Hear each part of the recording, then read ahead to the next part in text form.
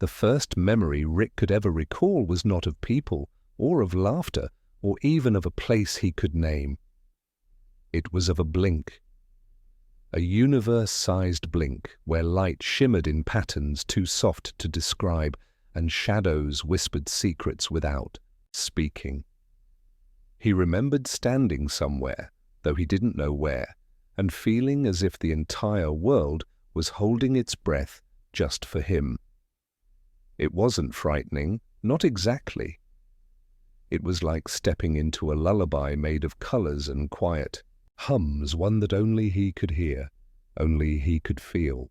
And somehow, in that delicate stillness, he understood something. The universe was patient, and so was he, though he didn't yet know why. It was in that blink, in that strange, quiet corner of existence, that he first sensed the pull toward the unusual, the improbable, the impossible. And somehow, even as a child, he knew that the unusual would follow him like an old friend for the rest of his life. He didn't ask questions then, because questions weren't important. What mattered was noticing, the gentle twitch of a shadow, the soft warmth of air shifting around him, the odd comfort of silence humming against the bones of everything. Rick had no one to show him how to feel these things. There were no teachers, no guides, only the universe and its subtle blinking. And yet, he was never truly alone.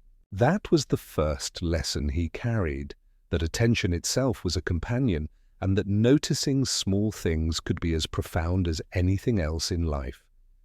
He remembered the smell, too, like rain on stones, like a field that had been waiting for sunlight.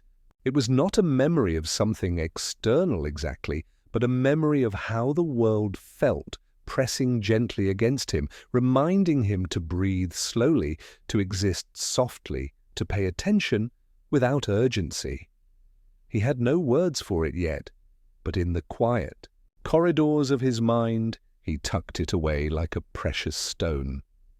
And then came a voice, though he could not place it as male or female, young or old. It was a sound without meaning at first, only a feeling. "I'm here," it said. Or maybe it meant, "Notice me." Rick could not tell, but he felt, without knowing why, a soft warmth swell in his chest. It was like a mirror had been held, up to his being, reflecting not his face, but his essence, the curiosity, the quiet wonder, the tiny pulse that said, "Something gentle exists here, and it is yours to meet." He smiled, though he wasn't sure why. Perhaps it was because he felt seen for the first time by someone or something that mattered more than any other presence could. Perhaps it was because he knew, even before he understood how, that life was made up of these small, astonishing encounters, a whisper, a blink, a smile, a soft brush of air. They were the foundation for everything he would become. That night, if it could even be called night, Rick wandered a little farther than usual.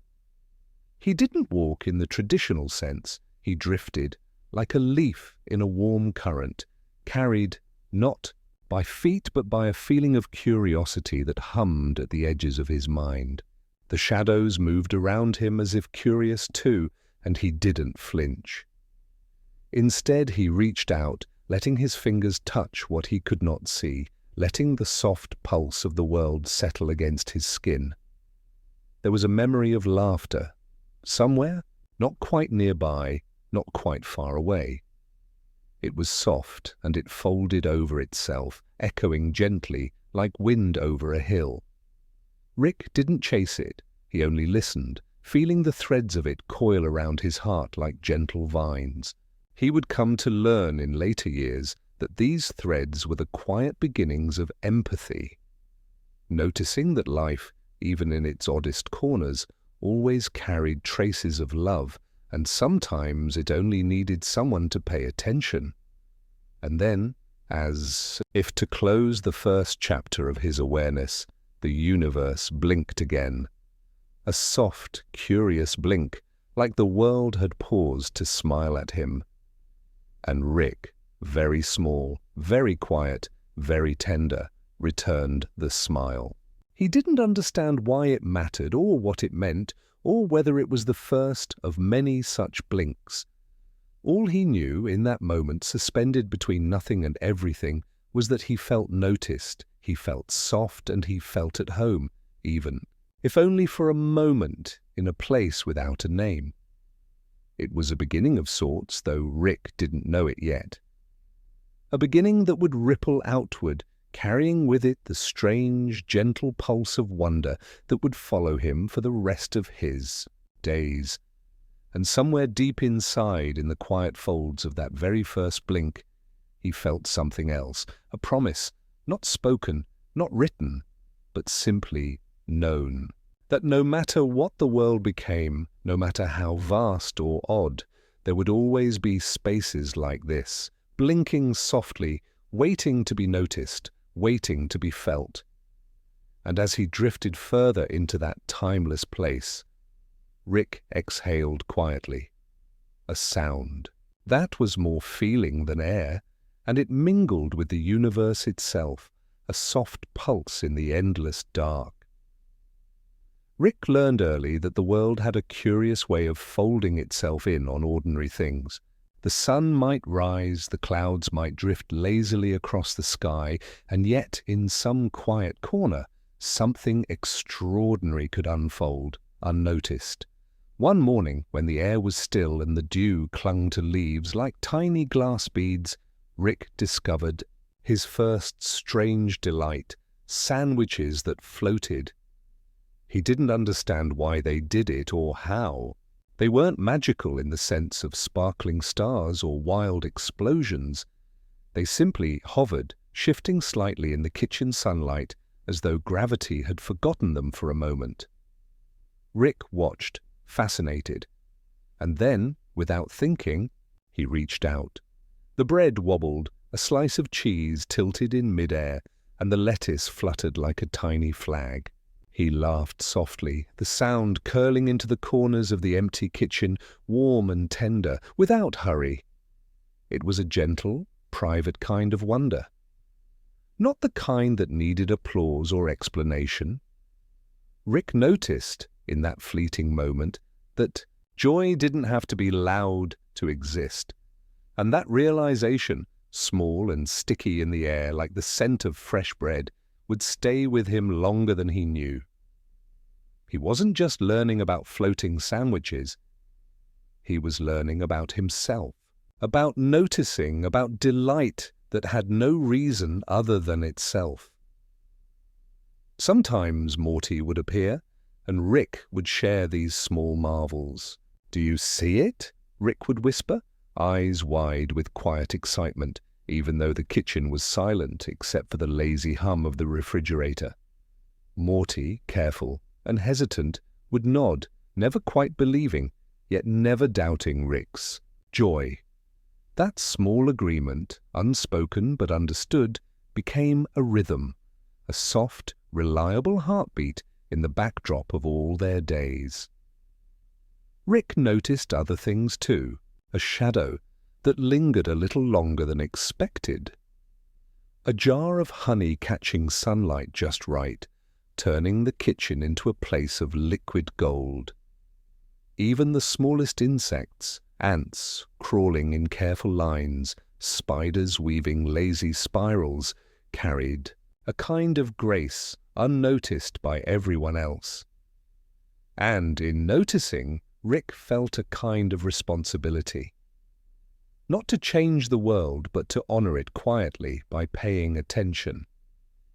Sometimes the sandwiches would drift higher, floating just out of reach, as though inviting him to stretch, to grow taller, or simply to reach further. He did, sometimes standing on tiptoe, sometimes leaping just slightly, and always landing softly on the wooden floor. And in those small, careful stretches, Rick learned something else. That effort itself could be tender.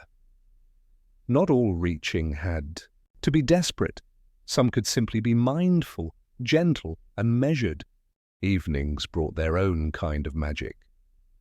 Rick would sit on the windowsill, watching shadows lengthen, watching the faint glow of stars prick the dim sky. Morty would bring him a sandwich, carefully floating it across the room, and they would eat in companionable silence. Rick didn't always understand Morty's words, and Morty didn't always understand Rick's thoughts, but they understood each other in ways that didn't need explanation. That understanding, quiet, enduring, and patient, was as miraculous as any floating bread.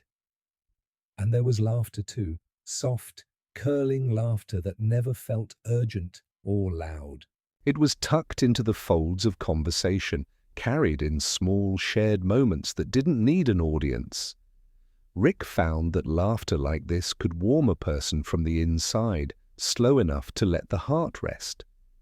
It was a medicine without label, a comfort without conditions. He learned that happiness in its gentlest form often arrived in tiny, ordinary miracles.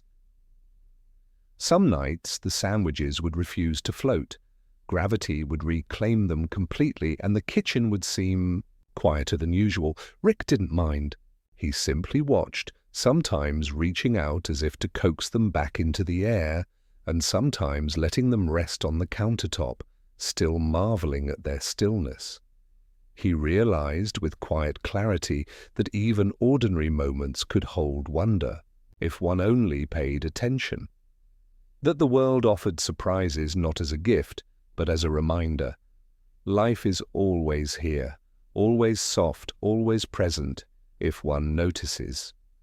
By the time Rick lay down to sleep, he carried with him the soft echo of floating sandwiches, the warmth of shared laughter, the hum of small marvels, and a sense of quiet gratitude for being alive. He didn't need to understand why these things existed or what they meant. It was enough to feel them, enough to let them settle in his chest like tiny glowing stones, enough to drift into sleep knowing the world could be tender and strange at once.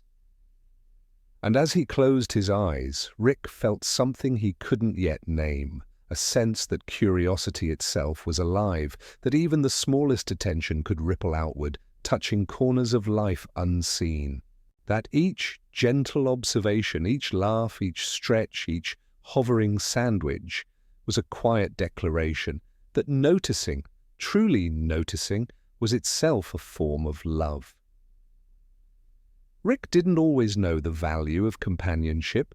He spent many early days wandering through quiet streets and empty rooms, discovering the small wonders of the world on his own and delighting in them without explanation.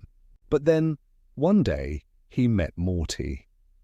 And although he didn't understand it at the time, something shifted. The world, which had always been a place of subtle marvels, now had someone to share them with, someone whose presence itself was a kind of gentle gravity, holding the edges of his curiosity steady.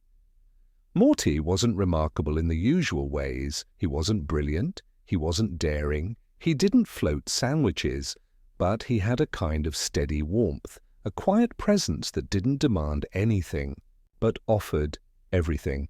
Rick noticed in that first shared moment that Morty's laughter was a little softer than the wind, and his eyes carried the patient curiosity of someone willing to listen, really listen, without judgment. And for Rick, that was more precious than any floating sandwich or blinking star. Their friendship began quietly. There were no grand proclamations or sudden adventures. Rick simply noticed Morty one afternoon, standing in the backyard, watching a small spider spin its delicate spiral web. Rick, who had often wandered alone, whispered, "Isn't it beautiful?" And Morty nodded, not saying much, just following the line of his gaze and smiling softly. That smile, though quiet, carried something larger than the moment itself. An invitation to be seen, to be understood, to share attention without words. From that day forward, they began a rhythm, an unspoken dance of presence and curiosity. Rick would show Morty the small marvels, the way shadows moved like slow rivers across the grass, the way a dropped leaf seemed to float just slightly before touching the earth, the subtle warmth in the air when the sun tilted just right.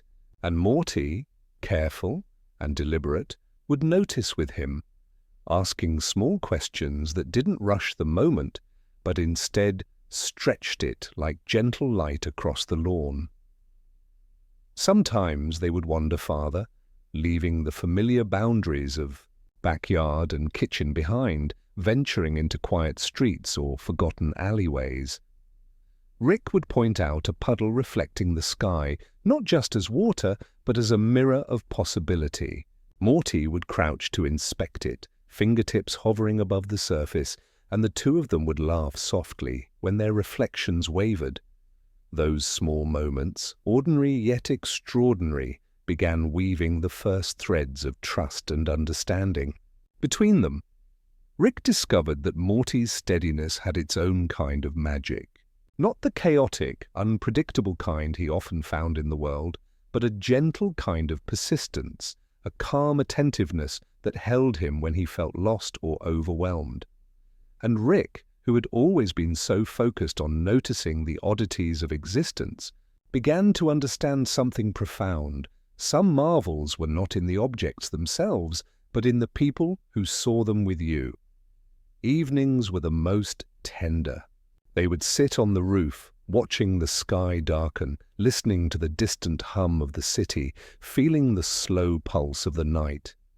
Rick would hum softly, a sound half melody, half reflection, and Morty would hum along, unsure of the tune, but matching the rhythm as if their combined presence made the stars more patient, more alive. And sometimes, Rick would say, without much thought, "I'm glad you're here." And Morty, blinking against the glow of streetlights, would answer, "Me too." It was as simple and as important as noticing the smallest twitch of a shadow or the gentle drift of a leaf. There were no grand adventures yet. No portals, no interdimensional chaos, no improbable inventions, just two young minds quietly aligned, exploring the soft edges of a world that often seemed too big to understand. And in that gentle alignment, Rick felt something he hadn't known before, the tender warmth of connection, not loud or urgent, but deep and enduring. Rick also discovered that Morty had a subtle kind of bravery, not the kind that leaps into the unknown without thought, but the kind that stays present in a moment long enough to notice, to care, to hold still when the world might otherwise sweep you away. Rick admired it quietly, without saying so, letting it sink into the parts of him that were restless, uncertain, and always searching. And so, slowly, Rick and Morty became companions in the quietest sense. They were witnesses to each other's small wonders, curators of fleeting marvels, participants in the gentle unfolding of life's mysteries. Rick didn't know yet how deep the bond would grow, or how many strange turns it would carry them through. All he knew was that having Morty there, noticing alongside him, softened the edges of the world, made the small, floating things seem even more precious, and gave the universe a warmth that he could not have discovered alone. As night fell, Rick watched Morty drift into sleep, soft breaths carrying the rhythm of a quiet heart. And in that stillness, Rick felt the faintest pull of the world's blink again, gentle, patient, unhurried. He realized, with a tender clarity, that some things, friendship, presence, understanding, were as miraculous as floating sandwiches or blinking stars. And perhaps more so, because they were alive, they were human, and they could be held quietly, cherished without rush. Rick exhaled softly, a whisper mingling with the night air, and felt the world around him pulse with the wide, gentle hum of possibility. In that quiet space, beside a friend named Morty, He understood, without needing words, that some of the greatest marvels in life were simple, shared, and soft. And that understanding, subtle as a breeze, carried him into sleep, warm and calm, ready for whatever blink the universe might offer next. Rick had always been attentive to the quiet corners of the world, but it wasn't until he noticed the ghosts that he began to understand how deeply unseen things could matter. They weren't the kind that rattled chains or whispered warnings. They were softer than that, almost like sighs pressed into the air, like memory made visible, like the echo of footsteps long gone. He first saw one in the hallway, a shadow with a gentle pulse, almost hesitating as it moved, almost shy of being noticed. At first, Rick wasn't frightened. He tilted his head, curiosity folding itself into the space where fear might have grown. "Hello," he whispered, unsure if the sound mattered, unsure if it could reach the being before him. The ghost lingered, for a moment, faint and delicate, and then moved closer, brushing along the edges of the wallpaper, touching the floor lightly, as if testing the world. Rick realized, even without knowing why, that it was waiting for something. Maybe for him to see, maybe for him to care. The first time he touched a ghost, it was nothing like he expected. There was no cold, no shiver, no sharpness. Instead, it felt like a soft vibration under his fingers, like air that remembered warmth, a quiet hum of life he hadn't known could linger. And in that simple contact, Rick felt the stirrings of empathy, the strange, gentle understanding that even things unseen, even things lost, had a place in the world, had a heartbeat, however faint. Morty noticed too, though he didn't always understand what Rick saw. "Is it real?" he asked one night, peering down the long hallway where a faint glow shimmered in the corners. Rick smiled softly, a little mischievous, a little tender. "It's as real as you let it be," he said, and watched as Morty leaned closer, curiosity and wonder folding neatly together, fragile and patient. They began leaving small gifts for the ghosts, crumbs of bread, scraps of paper with little sketches, whispers of soft songs. The ghosts seemed to respond, flickering in the corners, bending shadows slightly, drifting nearer when they felt acknowledged. It became a quiet ritual, a dance without steps or choreography, a way of honoring that which was unseen but deeply present. And in caring for them, Rick noticed something remarkable. The act of noticing, of acknowledging, was a kind of bridge between worlds, small yet sturdy, gentle yet infinite. Sometimes Rick would lie awake at night, listening to the soft movement of ghosts through the hallway. He imagined them remembering the things they had once loved, a favorite chair, the warmth of a sunbeam on a windowsill, the echo of a song someone had hummed too long ago to recall fully.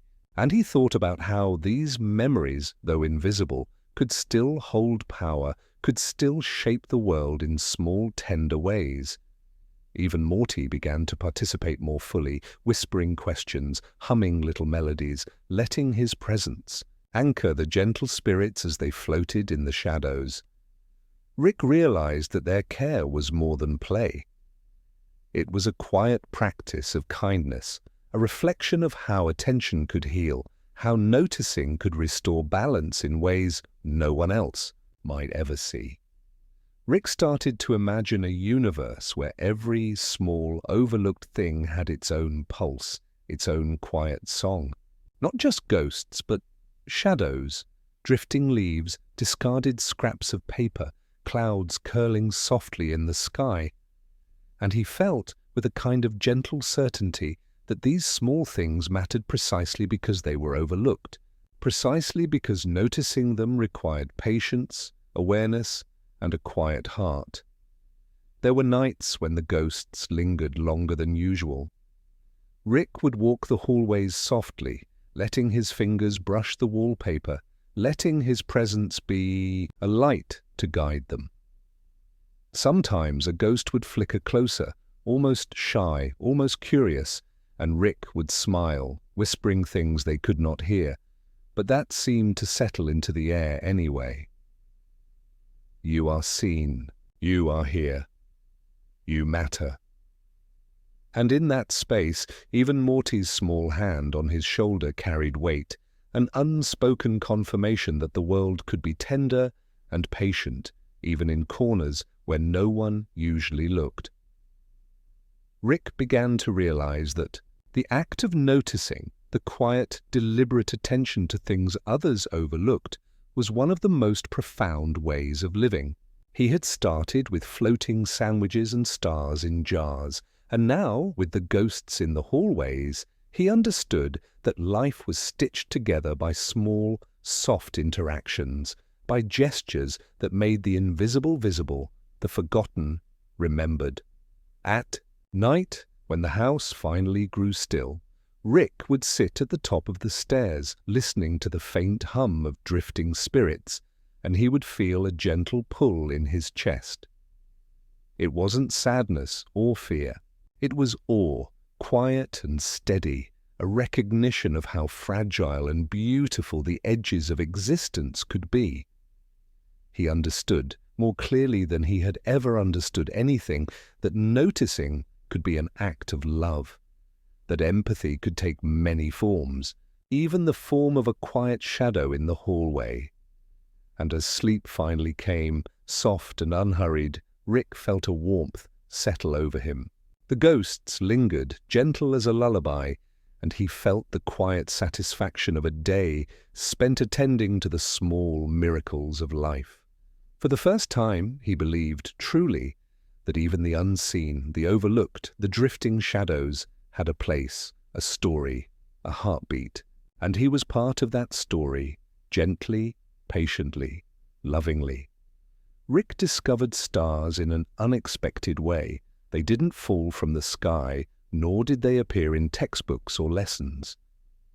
They arrived quietly, like whispers pressed into glass, tiny, points of light that pulsed with a warmth he could feel even before he saw them.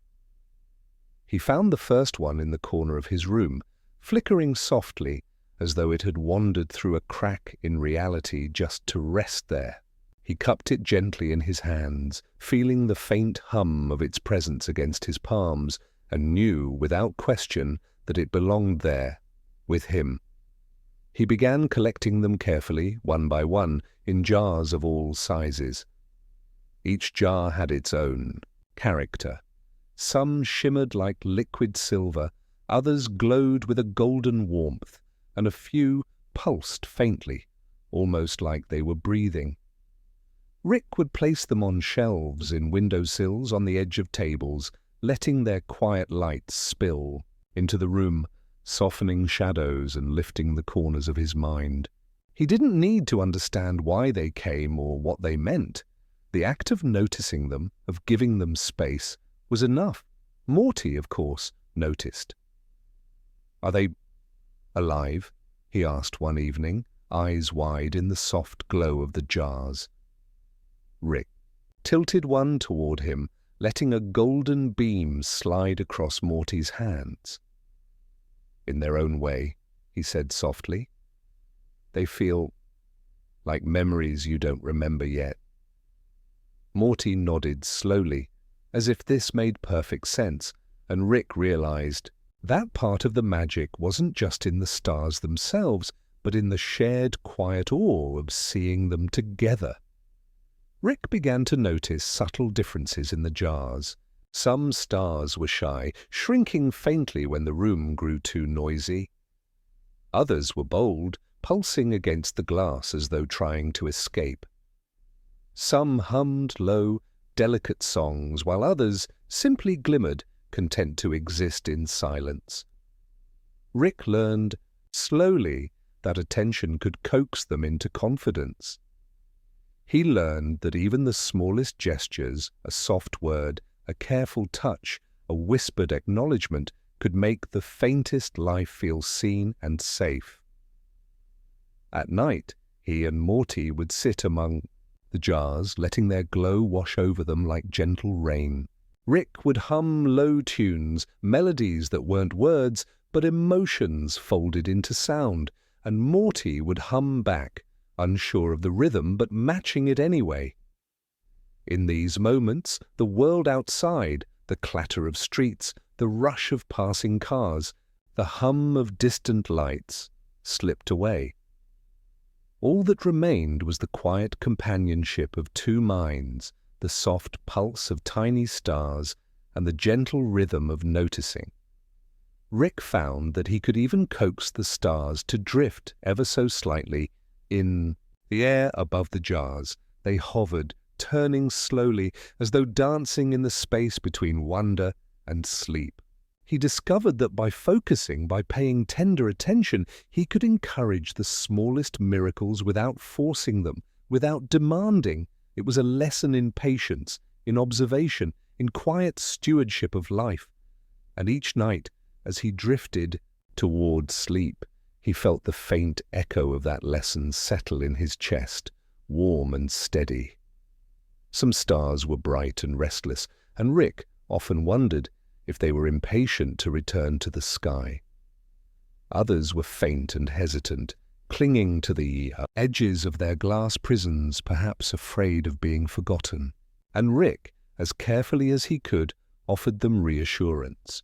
Not words, exactly, but presence, not force, but witness. He realized softly that the world had many hidden lights, waiting for gentle attention, waiting for someone to honor them. Without expectation, waiting simply to exist alongside him. Even Morty began leaving tiny marks of his presence, a finger smudge on a jar that looked like a tiny constellation, a whispered greeting to a shy star, a small smile at the sight of one flickering boldly. Rick noticed, without words, the beauty of this quiet collaboration. It wasn't just about collecting stars.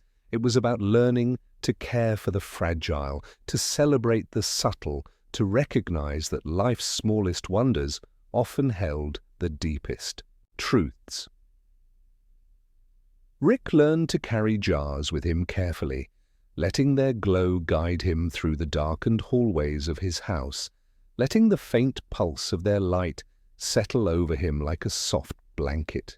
And in those moments, he felt an echo of something vast and patient in the universe, a quiet reminder that even in a vast, often incomprehensible world, small acts of attention, of care, of noticing could ripple outward, gentle and steady, touching corners unseen. By the time he finally lay down to sleep, jars lined along every surface, Rick felt a profound sense of calm. The stars hummed faintly in their glass prisons, as if acknowledging him, as if whispering, "We see you too." And he understood deeply that the world was full of unseen light, of quiet miracles waiting to be noticed, and that sometimes the act of noticing was the most extraordinary thing of all. Rick closed his eyes, the faint hum of the stars mingling with the soft rhythm of his own heartbeat. And as sleep crept over him, warm and patient, he knew that tomorrow the stars would still wait, the jars would still glow, and the gentle pulse of attention and wonder would carry on, as soft and enduring as the quietest lullaby. It was a quiet night when Rick first noticed his shadow moving a little differently than usual. It wasn't a trick of the streetlight or a reflection on a puddle. The shadow lingered longer, stretched thinner, and sometimes seemed to curl around corners he hadn't yet reached. At first, he thought it was just the play of imagination, the trick of his own mind in the darkness.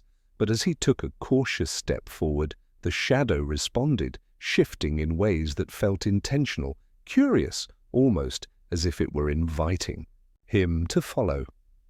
He did. There was no rush, no urgency, only a gentle curiosity that pulled him down quiet streets and through narrow alleys. The night was cool, and the air smelled faintly of rain-soaked asphalt and blooming night flowers. The shadow led him, patiently, to spaces he had walked many times, but never truly noticed.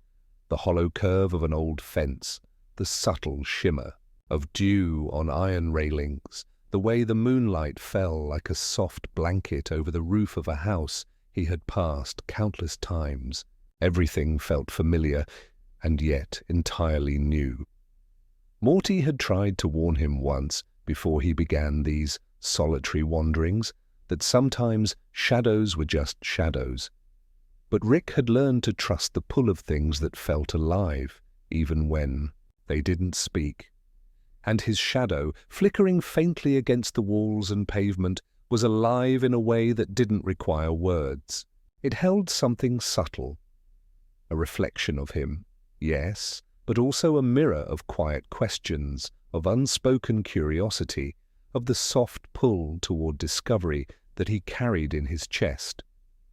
As he followed it, Rick noticed small details that might have gone unseen in the daytime. A paper crane resting on a doorstep, its folds delicate and perfect. A cat stretching lazily across a fire escape, its eyes catching a glint of starlight. A broken lantern swinging gently in the breeze, whispering a hollow song.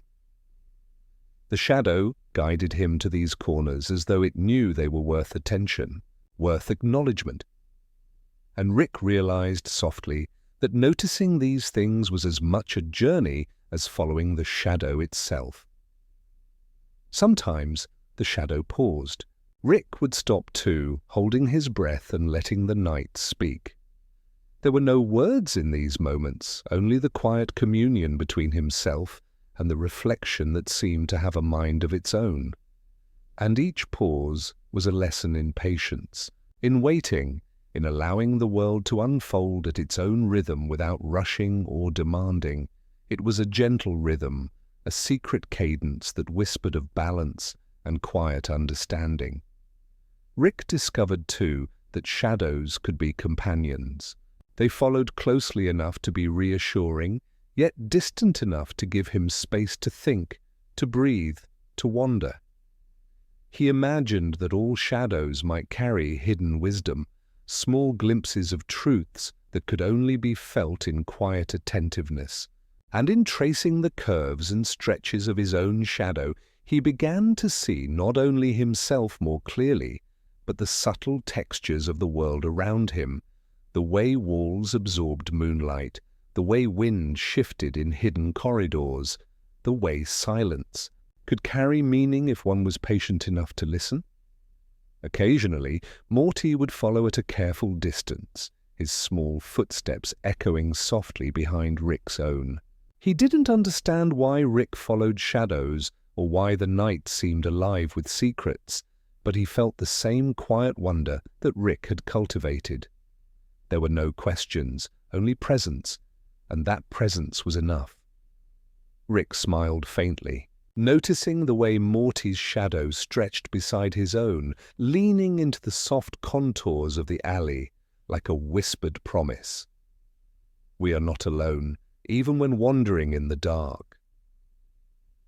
By the time Rick reached the edge of the park, the shadow had slowed, curling gently around the base of an old oak.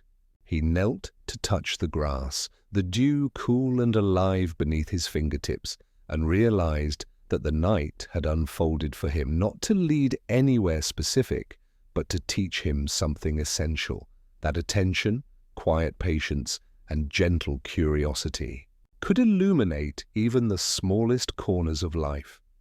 That sometimes, following one's own reflection, one's own unseen pulse, could reveal more than chasing the bright, obvious, or hurried paths. Rick stayed a long while under the oak, feeling the slow rhythm of the night breathe around him. The shadow lingered nearby, steady and patient, neither demanding nor leaving. And in that quiet communion, he felt a warmth in his chest, subtle and enduring, a recognition that the world was full of guidance if only he chose to notice. That shadows, like stars, like floating sandwiches, like small acts of kindness, carried their own wisdom, and that wisdom was gentle, patient, and alive. Finally, Rick rose and let the shadow guide him back home. It stretched back across familiar streets, calm and unhurried, until it curled at his doorstep, resting as though it had completed its task. He stepped inside, the night lingering faintly in the corners of the house, the memory of small wonders tucked carefully into his mind.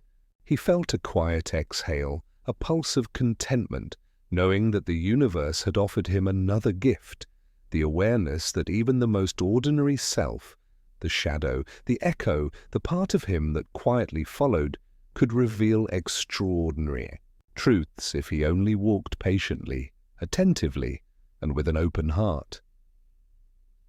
Rick lay down that night, Morty's small hum drifting from the next room, jars of stars flickering faintly along the windowsill, and his own shadow curling softly on the floor. And in that gentle tableau, he drifted into sleep, carrying the quiet lessons of the night with him. That curiosity could guide, that noticing could heal, and that even one's own shadow could be a teacher in the art of tender attention. Rick always knew the world had layers. Some were visible, familiar, and steady. Others were softer, hidden, vibrating quietly at the edges of perception. One evening, as the sun melted slowly behind the horizon, he noticed the first whisper. It wasn't loud, not a shout or a call, just a subtle shift in the air, a tremor in the quiet. It was as if the space between things had started to speak, inviting him to lean closer, to listen without expectation, and to follow wherever it might lead. He didn't understand it at first. The whispers were fleeting, delicate as cobwebs, brushing lightly against the corners of his mind. Sometimes they sounded like fragments of words, names, memories, or questions he had never asked. Other times they were pure tone, humming softly, threading around objects in the room, curling over the edges of chairs, slipping through cracks in the floorboards. They were never urgent, never alarming. They simply existed, waiting for someone to notice, someone patient enough to listen. Morty, ever cautious, was the first to remark on them. "Do you hear that?" he asked one night, voice low, as the two of them sat among the jars of stars. Rick smiled softly, tilting his head to the side. "I do," he said. "It's not noise, it's attention. The universe reminding us it's still here." Morty blinked, unsure what that meant, but nodded anyway, trusting Rick's quiet certainty. That trust, delicate and steady, became a bridge, grounding them both in the strange, shifting space that lay just beyond ordinary perception. The whispers guided Rick in subtle ways. He would follow them down narrow hallways, across rooftops, and into hidden alcoves he had never noticed before. Each whisper seemed to hum with its own intent, a thread of curiosity, a hint of guidance, a small invitation to notice something extraordinary in a world that often went unseen. Rick learned to move softly, to pause and breathe, to allow the whispers to settle around him instead of chasing them. The act of listening itself became a form of gentle reverence. Some nights the whispers would layer upon one another, creating patterns too complex for comprehension, but comforting nonetheless. Rick would sit in the middle of a quiet room, eyes closed, letting the vibrations settle into his chest, feeling the subtle pulse of another dimension brushing against his own.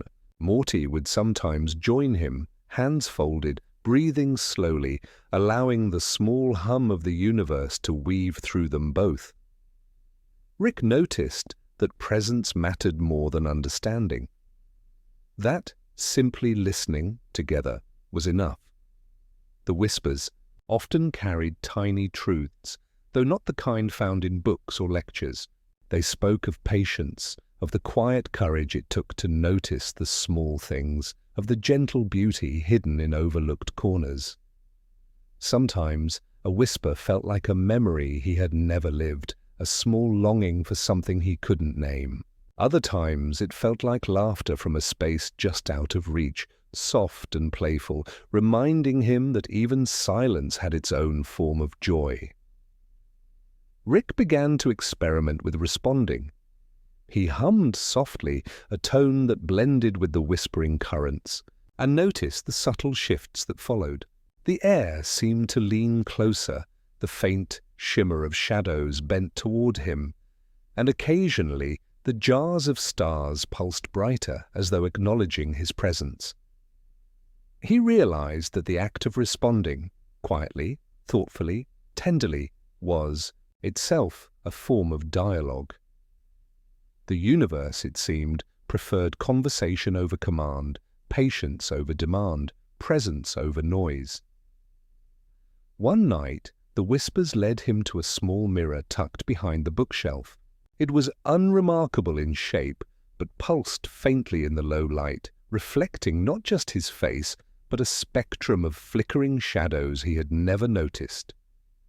Rick reached out slowly, fingertips brushing the glass, and felt the whisper hum against his skin as though greeting him. And for the first time, he understood that these moments were not just about discovering hidden spaces, but about discovering the quiet, fragile magic within himself. The patience to notice, the courage to follow, the willingness to listen without expectation. Morty leaned beside him, voice barely above a whisper.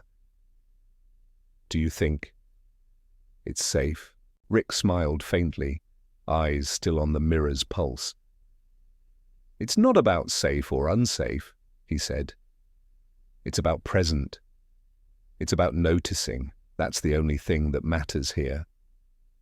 Morty nodded, curling slightly closer, and, for a moment, the world outside, the clatter, the urgency, the rush of time seemed distant, irrelevant. All that mattered was the gentle hum of unseen currents, the pulse of attention, the shared presence that allowed them both to exist quietly, completely, and safely in the fold of night. By the time they finally rose and returned to the jars of stars, Rick felt the faint weight of the whispers lingering in his chest, warm and steady. He understood, without words, that life was made of these soft, imperceptible currents, moments that required patience, observation, and an open heart. And as he lay down to sleep, Morty humming quietly nearby, Rick felt the gentle reassurance that no matter how vast or strange the universe might become, there would always be these threads, these whispers, guiding him gently, tenderly, toward wonder, toward presence, and toward the quiet, enduring magic of noticing. Rick had always been drawn to light, not the blazing kind that hurt the eyes, but soft light that lingered, settling quietly in corners and folding itself gently across surfaces. One evening, as the sun dipped low and painted the walls with gold and rose, he noticed something unusual, a small flicker, almost imperceptible, dancing along the edge of a windowsill. He leaned closer, careful not to disturb it, and realized it was a tiny wisp of luminescence, pulsing in time with a rhythm he could feel more than see. He hummed softly, instinctively, and the light seemed to respond, stretching just slightly, flickering in gentle acknowledgement. It reminded him of the way a lullaby could ripple through a room without words, without music, carrying comfort in its delicate vibration. Rick's hum was soft, uncertain, but steady, and the light leaned into it, pulsing brighter with each careful note. He noticed that the smallest gestures, soft attention, gentle presence could awaken life in ways that no one else might recognize. Morty appeared behind him, drawn by the faint glow. "Is it alive?" he asked, in a voice that held both awe and cautious wonder. Rick smiled, not needing to answer with words. Instead, he reached out slowly, letting his hand hover near the luminescence without touching it. The light pulsed again, almost like a heartbeat, and Morty's eyes widened, reflecting its warm flicker. It wasn't about understanding, Rick realized. It was about being present enough to notice the quiet miracles that slipped between ordinary moments. They spent hours there, hums and whispers, blending with the slow pulse of light. Sometimes the light drifted slightly, as if exploring the edges of the room, testing boundaries with gentle curiosity. Sometimes it shimmered faintly, like a secret waiting to be discovered. Rick watched carefully, learning that patience could coax marvels to linger, that the act of noticing without demanding could nurture something extraordinary. And he noticed that Morty's presence, steady and attentive, amplified the effect, as if two quiet hearts together could sustain the light's soft rhythm. Rick began leaving small offerings for the luminescence, a scrap of paper, a carefully folded note, a tiny piece of bread, for no reason other than delight. The light responded, shifting its pulse slightly, shimmering in recognition. Rick realized, slowly, that the world was full of these gentle invitations, things that asked nothing of him except his presence, his attention, his willingness to notice. And when he honored them, they became companions in the quiet hours, soft echoes of a universe that cared, that whispered, that lingered just out of reach of the frantic, the hurried, the unobservant. Some nights the light grew restless. It flickered, shivered, drifted closer and farther in a subtle dance that Rick learned to follow. He would hum softly, sometimes in tune, sometimes unsure, letting the rhythm guide his attention. Morty would hum along, tentative, blending with Rick's voice, and together they created a quiet lullaby that filled the room, an offering to the soft pulse of existence itself. The light leaned into the melody, stretching and curling, as though listening, as though remembering.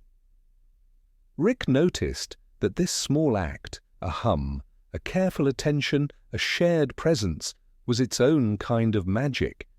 Not the flashy, explosive kind he sometimes imagined existed in other worlds, but slow, patient, enduring. A magic that nurtured understanding, connection, and empathy. The light was not just light. It was a mirror of patience, a pulse of warmth, a whisper that even the smallest gestures mattered more than the loudest declarations. Even Morty began to join in the delicate ritual. He would place jars of stars near the flickering light, creating small constellations that reflected softly against walls and ceilings. He hummed melodies of his own invention, sometimes unsure of rhythm or pitch, and Rick would echo them, folding the two sounds together, letting the soft resonance guide the luminescence. And in this shared attention, Rick realized a quiet truth. The universe, vast and mysterious, had a tender side, one that could be glimpsed in these gentle intersections of light, sound, and presence. By the time night deepened, the light pulsed slower, curling into itself like a breath settling, like a song coming to its final lingering note. Rick and Morty sat quietly, watching its slow rhythm, feeling the weight and warmth of shared attention. Rick understood then that life's smallest wonders, floating sandwiches, whispers between dimensions, shadows that moved with intent, now this tender, living light, were not isolated curiosities, but threads that wove the soft fabric of existence. together. As he finally lay down to sleep, Rick felt the lullaby of light settle in his chest, a quiet rhythm that mirrored his own heartbeat.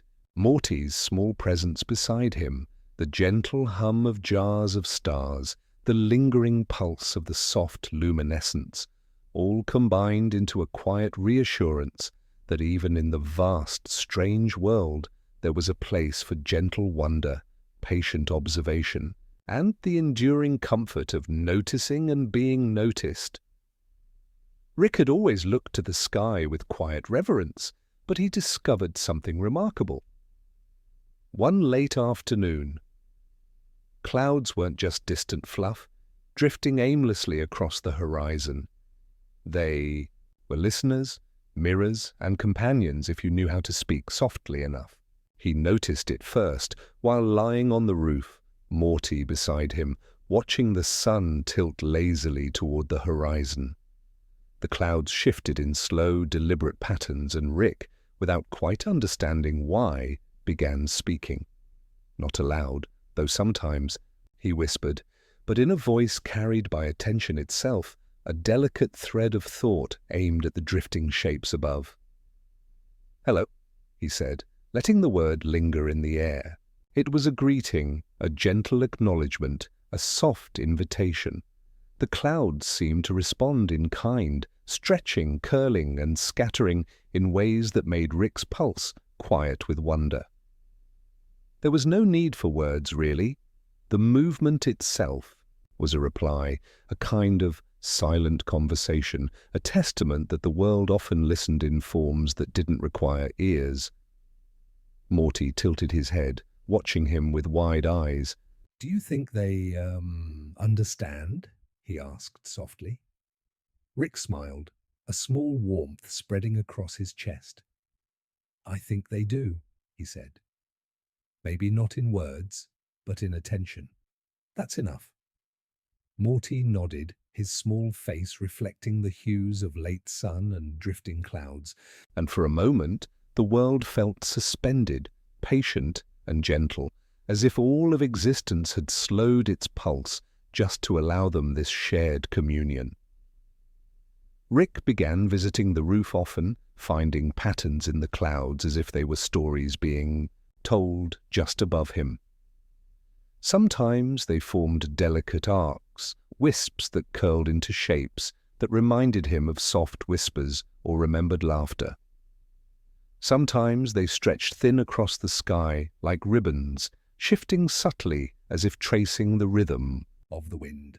And in watching, he felt a connection not just to the sky, but to the quiet currents that ran between all things, the unseen threads that linked him, Morty, the drifting clouds, and the subtle pulse of the world itself. He noticed that speaking gently to clouds demanded patience. You couldn't rush them. You couldn't demand a reply.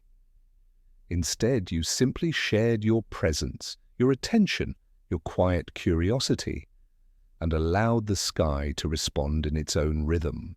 Rick began to understand that this was a metaphor of sorts, though he didn't call it that aloud. Relationships, awareness, empathy, they were cultivated not through urgency, but through patient observation and soft, deliberate care. Morty started participating in these quiet conversations. Sometimes he would hum a note, and Rick would let it linger in the air, blending with the drifting shapes above. Sometimes he would ask a question. "What do you think they're saying?"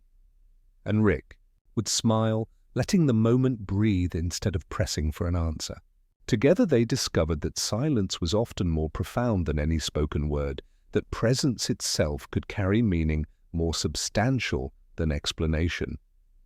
One afternoon, a particularly soft cluster of clouds drifted lower than usual, catching the fading sun in a way that painted the entire sky with gold and rose and lavender. Rick reached out instinctively, hand hovering over the edge of the roof, imagining that if he could, he would touch them. And in that moment he realized that wonder wasn't about possessing or controlling. It was about noticing, about letting the soft majesty of the world wash over you without interruption, without expectation, and letting it settle gently in your chest. Rick and Morty began recording these moments in small ways: sketches, whispered observations, jars of stars placed near open windows to catch fading light. The clouds became part of the rhythm of their quiet life, companions in reflection and stillness. And as evening descended, Rick would sometimes lie back, letting the wind carry faint whispers across his skin, imagining that the clouds themselves were singing a lullaby, threading together sky, earth, and the fragile pulse of life between them. By nightfall, Rick felt a warmth in his chest, subtle and enduring, a reassurance that the world was alive in quiet ways, that wonder existed not just in extraordinary phenomena, but in attentive observation, in patient companionship, in noticing things others might overlook. Morty, lying beside him, whispered softly about a cloud that reminded him of a floating jellyfish, and Rick smiled, knowing that even the smallest shared observation could ripple outward, carrying joy, connection, and understanding. Rick closed his eyes finally, the memory of clouds drifting lazily above him, the soft hum of stars nearby, and Morty's calm breathing beside him. And in the gentle sweep of wind, in the echo of a lullaby carried by unseen currents, he understood again that life's quiet marvels, the shadows, the whispers, the drifting clouds, were gifts meant to be noticed, cherished, and shared, in patience, in wonder, in love. Rick discovered the garden one late afternoon, tucked behind a forgotten wall of the house, where vines curled lazily over crumbling bricks and sunlight sifted in gentle beams through leaves. It wasn't large, nor particularly manicured, but it had a quiet intelligence to it, a pulse that made him feel as though it already knew him. The air smelled of damp earth, old flowers, and something indefinably sweet, the kind of scent that made your chest soften and your thoughts slow down. As he stepped closer, he noticed that the garden seemed to shift slightly with each movement he made. Leaves brushed together as if whispering, shadows bent around him in quiet acknowledgement, and small patches of light flickered in the corners like tiny stars. Morty, trailing behind him, paused near a twisted root, eyes wide. "Does it know us?" he asked softly. Rick didn't answer at once, only smiled, letting his fingers hover over a petal. He could feel a gentle hum beneath the surface of the soil, beneath the curve of each leaf, as though the garden was breathing, as though it had been waiting for someone to notice it. He began visiting daily, moving slowly among the beds of flowers, moss-covered stones and twisting vines. Each visit was a meditation. Rick didn't prune aggressively or demand anything of the garden. He whispered to it instead, soft words carrying no instructions, only acknowledgement. "I see you," he would murmur. "I notice you. You matter." And in the pauses between words, the garden responded subtly. A petal would tilt, a small bloom would open, a dew drop would catch the light just so. The exchange was quiet, almost imperceptible, but Rick could feel it deep in his chest. Morty joined him often, kneeling in the soft earth, tracing small patterns with his fingers, humming the lullabies Rick had taught him. He didn't always speak, but his presence alone seemed to deepen the garden's awareness, as though quiet attention from two hearts made the soil itself pulse with something tender and alive. Rick realized that shared observation amplified wonder, that presence multiplied attention, that companionship could nurture life in ways subtle yet profound.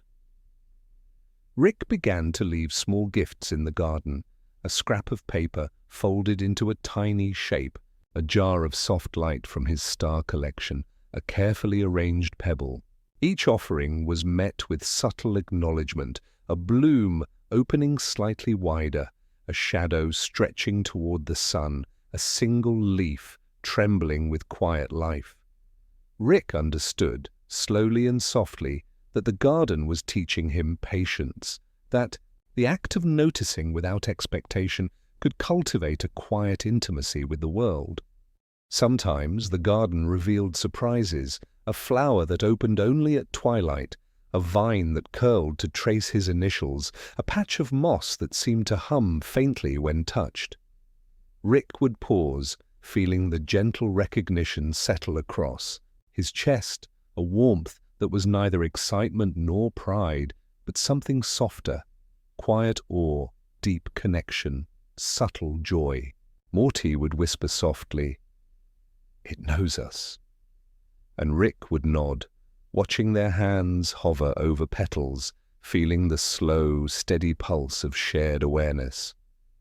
One evening, as the light turned gold and the air grew cool, Rick felt a subtle shift in the garden, almost as if it were responding to a thought he hadn't fully formed. He bent down to touch a small cluster of blooms, and a gentle breeze stirred the leaves, carrying a faint scent that reminded him of home, of warmth, of moments he had almost forgotten. He realized then that the garden had memory, that it held echoes of care, attention, and tenderness that stretched beyond time. And in that realization, he understood that life was stitched together not only by extraordinary events, but by quiet recognition, repeated small gestures, and the steady rhythm of gentle attention. By the time he left the garden that evening, the sun low and soft behind the horizon, Rick felt a calm settle in his chest, a warmth that lingered as he walked back through hallways lined with jars of stars and shadows that moved with intent. The garden had taught him something subtle yet profound, that noticing, nurturing, and listening to life in its quietest forms was as powerful as any grand adventure, any extraordinary discovery. That care, attention, and presence were themselves a kind of magic. Rick lay down that night with Morty humming softly beside him, imagining the garden breathing under the moonlight, leaves curling in gentle acknowledgement, flowers opening in quiet rhythm, and vines tracing slow patterns over forgotten stones. And as sleep gathered around him, warm and patient, he understood once again that life's smallest wonders, shadows, whispers, stars, clouds, gardens, were sacred in their quietness, awaiting only the tender recognition of those willing to notice. Rick began noticing the hallways differently. What had once been merely passageways connecting rooms now seemed alive with memory and quiet possibility. Each floorboard hummed faintly beneath his steps, each shadow seemed to linger just a little longer, and even the faintest draughts carried whispers he hadn't heard before. The house itself, he realized, had rhythm, a pulse that could only be sensed by those willing to walk slowly and listen. He wandered these hallways often, sometimes with Morty, sometimes alone, moving without urgency. The walls seemed to stretch slightly when no one was watching, leading him to corners he had passed 100 times without noticing. There were doors that whispered softly when opened, revealing small, forgotten moments frozen in dust. A crumpled paper airplane, a faded sketch, a single sock abandoned in quiet solitude. Rick would pause, bending slightly, tracing the edges with his fingertips, feeling the echoes of moments long past, and the faint thrill of connection without explanation.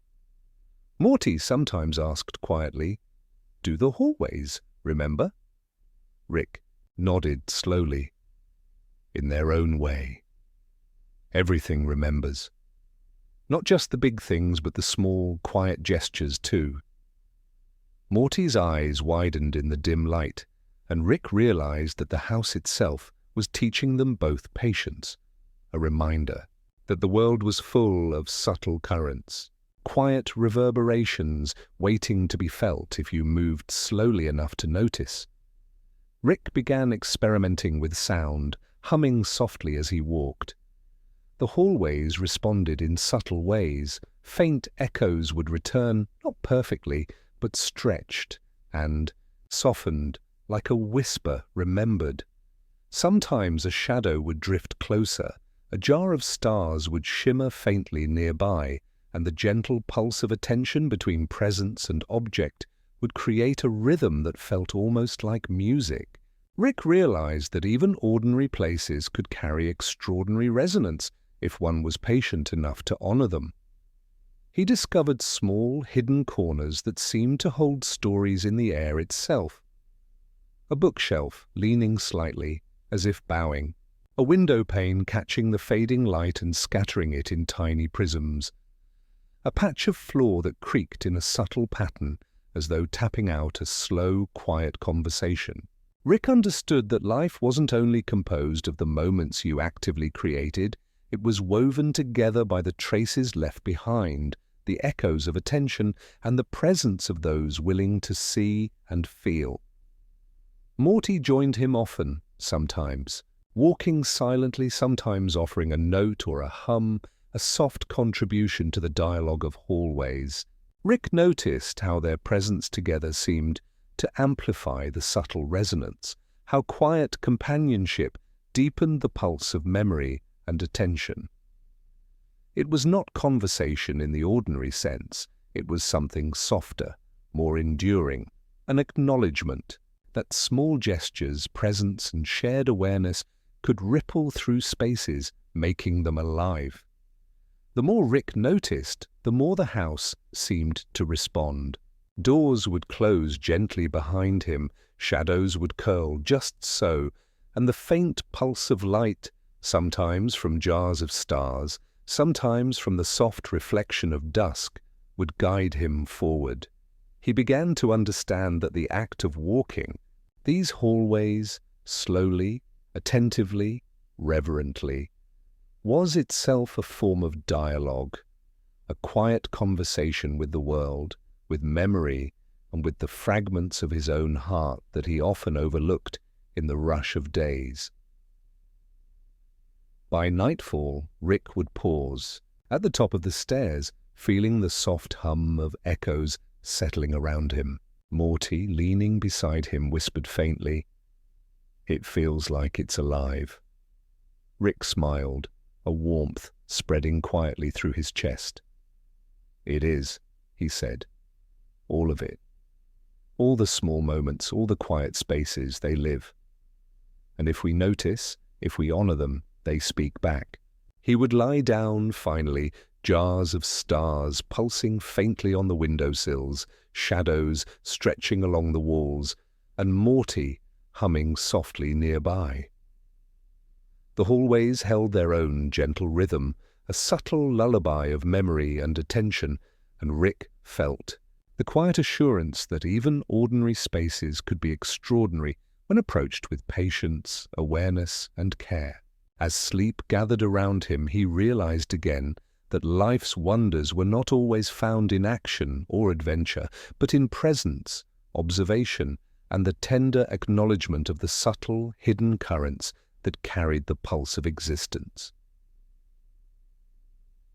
Rick discovered the library late one rainy afternoon, tucked behind a narrow archway he had never noticed.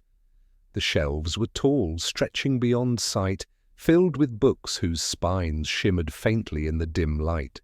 Dust motes floated like tiny stars, moving lazily in the golden haze that filtered through cracked windows.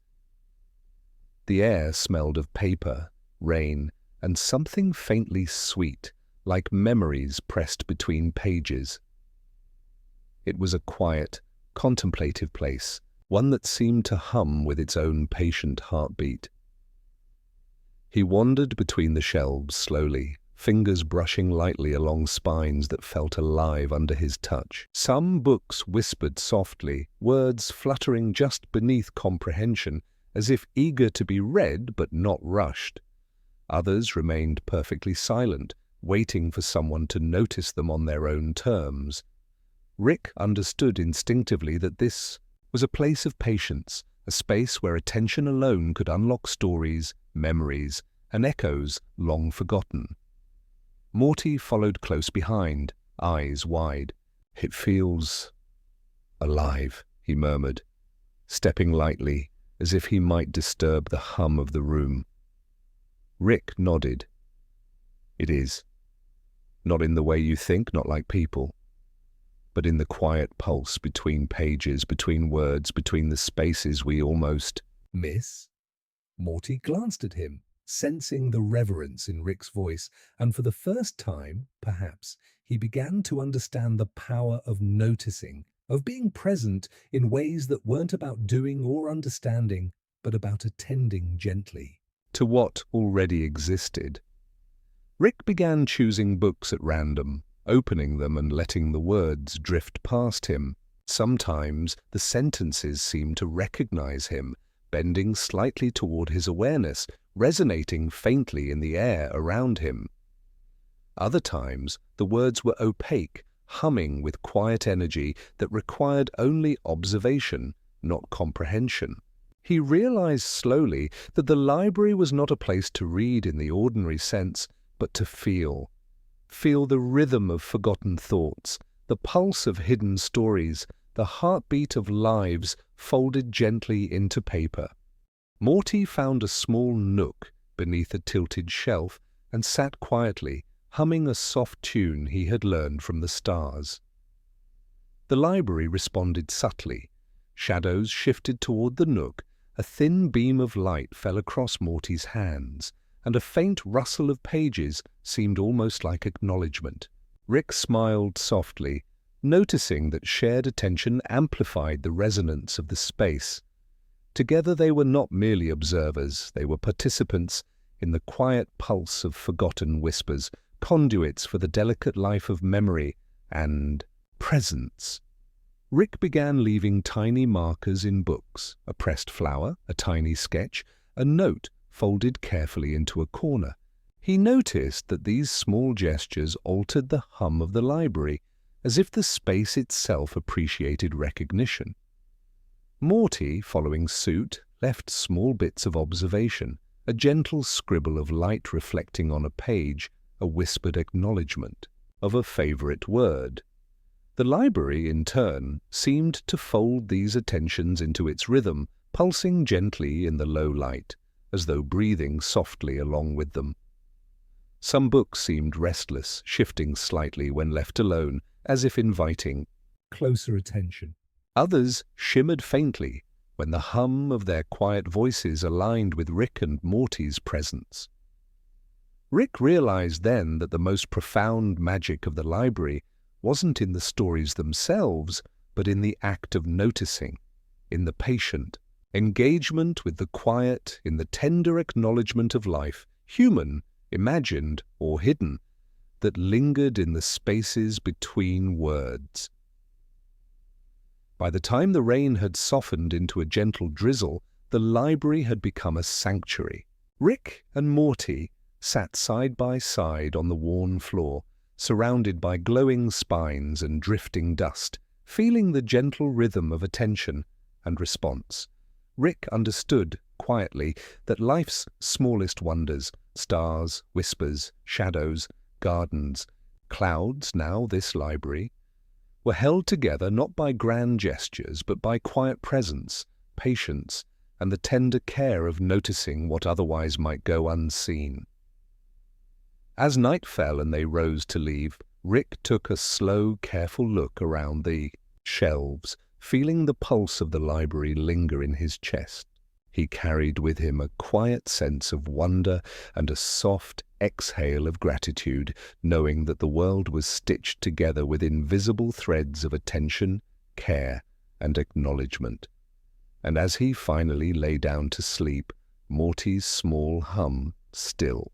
Lingering nearby, Rick felt the enduring reassurance that life's quiet marvels were alive, patient, and waiting for those willing to notice them gently, tenderly, fully. Rick had always known there was something special about the river just beyond the edge of town, but he hadn't realized until that afternoon how deeply alive it truly was. The water flowed slowly, deliberately, carrying with it a faint, a pulse almost imperceptible unless one stopped long enough to listen. Sunlight dappled the surface, casting shifting patterns that seemed less like reflections and more like gentle gestures, like the river itself was speaking in quiet, unhurried motion. Morty trailed behind, kicking lightly at pebbles along the bank. "It's calm," he said softly, watching the current move. Rick nodded. "It's more than calm. It remembers." Morty turned, puzzled, and Rick smiled, tracing a finger lightly along the water's edge. "Every ripple, every leaf, every stone that touches it, everything leaves a memory here. You don't see it, but the river never forgets. And if you stop and listen, it'll tell you stories." Rick knelt beside the flowing water, letting his fingers drift into the gentle current. A shiver ran up his arm, not unpleasant, a faint recognition as if the river acknowledged his touch. Morty crouched nearby, hesitating, then reached in with a tentative hand. The river pulsed gently, ripples spreading outward, and for a moment, the world seemed to pause, holding its breath in quiet attentiveness. Rick realized then that memory need not be loud or spoken.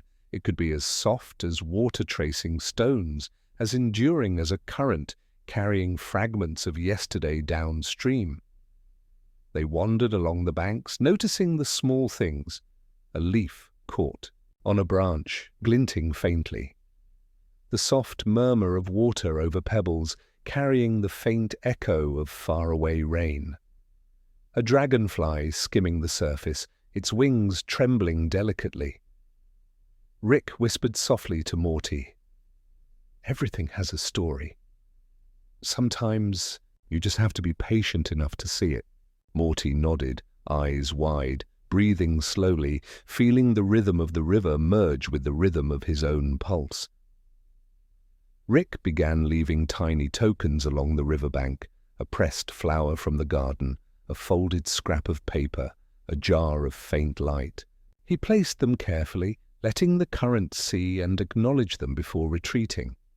Morty followed suit, leaving small stones arranged in delicate patterns, and Rick noticed that the river seemed to respond subtly. Ripples shifted, currents deepened, the soft hum in the water grew warmer, as if recognizing the gentle presence and intention of those who honored it. Sometimes the river spoke in whispers, carried in the movement of water against stones, the sway of reeds, the gentle splash of a dropped leaf. Rick listened, allowing the quiet lessons to settle in his chest. Patience, attention, reverence, and the enduring beauty of noticing. Morty sometimes hummed softly in response, and the river seemed to fold these small vibrations into its current, creating a quiet melody that drifted downstream and lingered in the air around them. Rick understood something profound in those hours.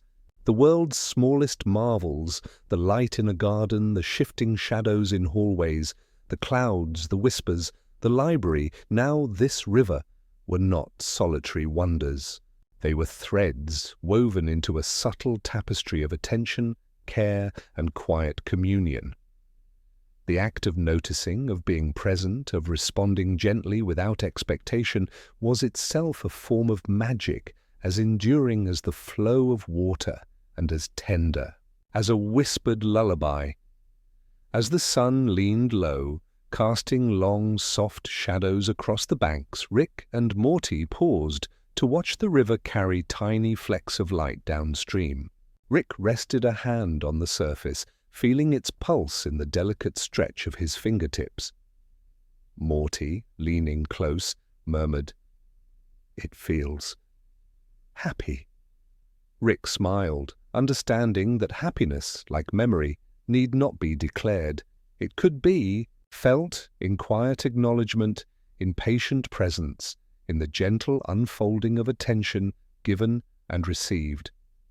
By the time they walked home, the river's murmur followed them faintly in their chest, a subtle reminder that life's quiet, patient currents were always present, carrying memory, stories, and gentle guidance.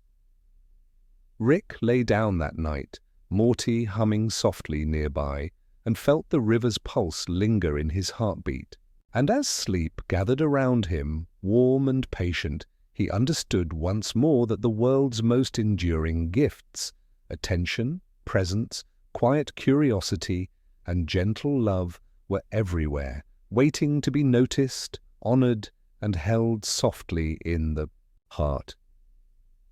Rick had passed the old clock in the hallway countless times before, its brass hands polished but frozen, its pendulum motionless, yet he had never noticed it properly.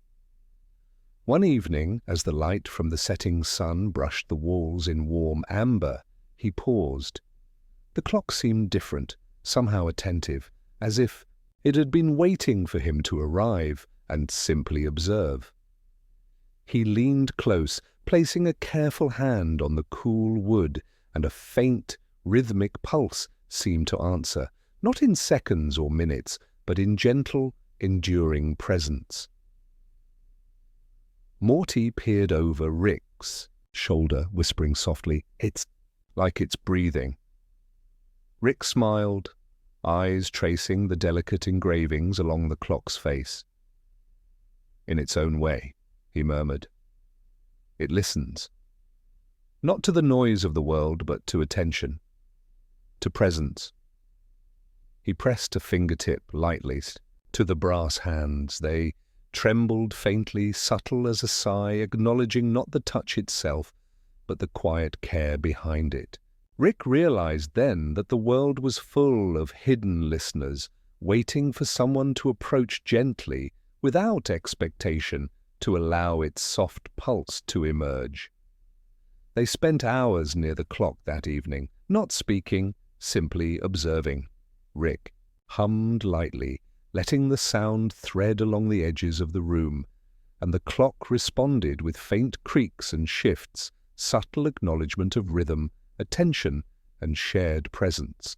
Morty, sitting cross-legged nearby, let a small laugh escape, a soft, tentative melody that merged into Rick's hum. The clock seemed to lean subtly toward the sound, pendulum quivering slightly, as though holding its breath in quiet alignment with their awareness. Rick began to experiment, moving the hands gently in small rotations, careful not to force them. Each motion was met with a quiet response, a faint vibration along the frame, a soft resonance that spread through the air like an echo of memory. Morty tried the same, tracing delicate patterns along the face, and the clock seemed to pulse with subtle warmth, as if it remembered the care and attention given, storing it like a soft, unspoken story. Rick realized that the clock's magic was not in keeping time, but in reflecting it back in a way that acknowledged patience, observation, and quiet reverence. Sometimes the clock whispered faintly, though not in words, through creaks, ticks, and the gentle quiver of the pendulum. Rick listened closely, allowing the subtle conversation to settle into his chest. Morty would lean near, feeling the rhythm, and together they learned to recognize the dialogue of attention. Soft, patient, never rushed. It was a reminder that even ordinary objects could carry profound presence if approached with reverence, and that the act of noticing could transform the everyday into something quietly extraordinary. Rick began leaving tiny offerings. A pressed flower laid on the mantel, a folded note tucked beneath the base, a jar of starlight set nearby. Each gesture was acknowledged in the smallest ways, a subtle creak, a a soft vibration, a warmth in the air around them. Morty joined with gentle gestures of his own, creating small patterns of attention that the clock seemed to absorb, carrying them in its stillness like a soft lullaby that played only for those who were patient enough to hear. By nightfall, the hallway held a gentle pulse. Shadows from the fading sun shifted slowly along the walls, reflecting the rhythm of the clock and the hum of shared presence. Rick and Morty sat quietly on the floor, listening, feeling the subtle heartbeat of the room and the objects within it. Rick understood, again, that wonder and connection were often hidden in places overlooked, waiting only for the tender acknowledgement of patient, caring observation. As they rose to leave, Rick placed one last fingertip lightly on the clock face. The hands shivered faintly, pendulum swinging with delicate resonance, a quiet thank you that lingered in the air. Morty whispered softly, "It remembers us, doesn't it?" Rick nodded, smiling, feeling the warmth settle gently in his chest. "Yes, and so do we. That's the beauty of noticing." That night, as Rick lay down, Morty, humming quietly beside him, he carried the subtle rhythm of the clock in his chest, a reminder that attention, patience, and presence could awaken life in the quietest, most overlooked corners. And as sleep gathered around him, he understood, once again, that the smallest acts of noticing, whether in jars of stars, whispering clouds, or an attentive clock, could ripple outward, shaping the world with gentle, enduring magic. फ्लैक्सबरो की सार्द हवा उस सुबह अजीब सी खामोशी लेकर आई थी। Railway station पर धुआं-धुंध से मिलकर छता बन रहा था। इंस्पेक्टर परब्राइट ने अपना कोट ज्यादा मजबूती से बंधा और प्लेटफॉर्म की तरफ देखा। वहां एक अधूरी कहानी अपनी आखिरी लकीरें खींच रही थी। क्लिक्सबी, जो कत्ल के सिलसिले में मुलविस पाया गया था, आज कोर्ट ले जाया जा रहा था। उसका चेहरा बेएहसास था, लेकिन आंखों में एक थकान, एक शिकस्तगी की परछाइयां मौजूद थी। उसके आसपास पुलिस गार्ड थी और आसपास के कुछ शहरियों ने चुपके से इस मंजर को देखने आया था। फ्लैक्सबरो छोटी जगह थी। यहां की हर अफवाह, हर वाकया बिजली की तरह फैल जाता था। पर ब्राइट ने धीरे से सिख ली। उसने सोचा, ये शहर हमेशा छुपाए रखता है और फिर अचानक सब कुछ सामने आ जाता है। इंसान भी शहरों की तरह होते हैं, जो कुछ वो छुपाते हैं, वो कभी ना कभी उजागर हो ही जाता है। लूसी टी टाइम अपनी पुरानी मुस्कान के साथ प्लेटफॉर्म के दूसरे किनारे खड़ी थी। उसने परब्राइट को दूर से सलाम किया। उन दोनों के दरमियान कोई लफ्ज का तबदला ना हुआ, लेकिन आंखों में एक समझ, एक दोस्ती का इजहार था। लूसी जानती थी कि परब्राइट ने सिर्फ एक केस हल नहीं किया, बल्कि फ्लैक्सबरो के लोगों की रूह में छुपी हुई एक और पराठ को समझ लिया था। ट्रेन का सीटी बजती है, धुआं हवा में घुल जाता है। क्लिक्सबी को गार्ड लेकर कोच में बिठा देते हैं। परब्राइट अपने कदम धीरे से चलाता हुआ प्लेटफॉर्म से निकालता है। उसके लिए यह एक और केस था, एक और कहानी जो फ्लैक्सबरो की गलियों में लिखी गई थी। मगर दिल के किसी कोने में वो जानता था, इस शहर की किताबें कभी बैंड नहीं होती। हर दिन एक नई कहानी शुरू होती है। हर शाब एक नई अफवाह जन्म लेती है, और हर सूरज के साथ इंस्पेक्टर परब्राइट जैसे लोगों को फिर से उनकी सच्चियां तलाश करनी पड़ती हैं। वो अपनी टोपी को थोड़ा झुकाकर सीधा निकल जाता है और स्टेशन की घंटी दूर तक गूंजती रहती है, जैसे फ्लैक्सबरो के दिल की धड़कन। फ्लैक्सबरो पर दोबारा एक आम सी खामोशी छाई थी। गलियों में लोग अपने रोजमर्रा के काम में मसरूफ नजर आते थे, जैसे चंद हफ्तों के अंदर हुए हंगामे कभी हुए ही ना हो। दुकानदार अपने शटर खोल रहे थे और चर्च की घंटी सुबह के वक्त की तरह ठीक समय पर बज रही थी। इंस्पेक्टर परब्राइट अपनी डेस्क पर बैठा था। उसके सामने फिलियों का एक छोटा सा ढेर रखा था, लेकिन अब उनमें से ज्यादातर पेटी थेफ्ट्स और छोटी मोटी शिकायतें ही थी। वो एक लम्हे के लिए पीछे की कुर्सी पर झुक कर बैठ गया और सोचा, फ्लैक्सबरो कभी बदलता नहीं, बस अफवाहें और कहानियां बदलती हैं, और मैं इन अफवाहों का एक पुराना दर्पण बन चुका हूं। सार्जेंट लव ऑफिस में आया, अपना हमेशा का मासूम सा मुस्कुराता हुआ चेहरा लेकर। उसके हाथ में एक नई रिपोर्ट थी। सर, एक और कंप्लेंट आई है। मिसेस ग्लॉसप कह रही हैं उनके गार्डन से फूल कोई तोड़ ले गया है। पर ब्राइट हल्का मुस्कराया। चलो, अच्छा है। मर्डर और बिट्रेल से कुछ वक्त के लिए चैन मिल जाएगा। अब हम फूल चोरों का केस सॉल्व करेंगे। सार्जेंट लव हंसी रोक ना सका। दोनों की गुफ्तागू ऑफिस की हवा को हल्का कर गई। विंडो के बाहर फ्लैक्सबरो की गलियां शांत नजर आती थी, लेकिन इंस्पेक्टर परब्राइट जानता था इस शहर की खामोशी के अंदर हमेशा एक कहानी पल रही होती है, और जब वक्त आएगा वो कहानी फिर उसके दरवाजे पर दस्तक देगी। तब तक के लिए वो अपनी चाय उठाता है और डायरी पर लिखता है, case closed. But in Flaxborough nothing is ever truly finished. सुबह का वक्त था। फ्लैक्सबरो की गलियां अभी हल्की धुंधली सी थीं। इंस्पेक्टर परब्राइट अपनी चाय के कप के साथ स्टेशन की खिड़की के पास खड़ा था। उसका नजर पुराने मार्केट स्क्वायर पर जा रही थी, जहां कुछ औरतें अपने बास्केट में सब्जियां भर रही थी और एक बुजुर्ग आदमी पिजन्स को दाना डाल रहा था। सब कुछ पुराना और आम लग रहा था, लेकिन उस वक्त सार्जेंट लव हाथ में एक नए फाइल लेकर दौड़ता हुआ आया। सर, आपको देखना होगा, यह थोड़ा अलग है। परब्राइट ने फाइल खोली। उसके अंदर एक अनोनिमस लेटर था, खत का कागज पुराना और लिखा अजीब सी। शब्द कुछ यूं थे, फ्लैक्सबरो अभी तक साफ नहीं हुआ, पिछले खून के साए अभी खत्म नहीं हुए, जल्द ही आप समझ जाएंगे।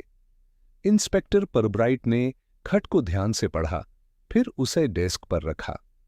उसने अपने आंखों में वो ही था भरा मुस्कान ली जो उसकी पहचान थी। देखा लव, मैंने कहा था ना, फ्लैक्सबरो कभी खाली नहीं रहता। जहां एक कहानी खत्म होती है, वहां से दूसरी शुरू हो जाती है। लव ने थोड़ा घबरा कर पूछा, सर, यह कोई पुराना दुश्मन हो सकता है?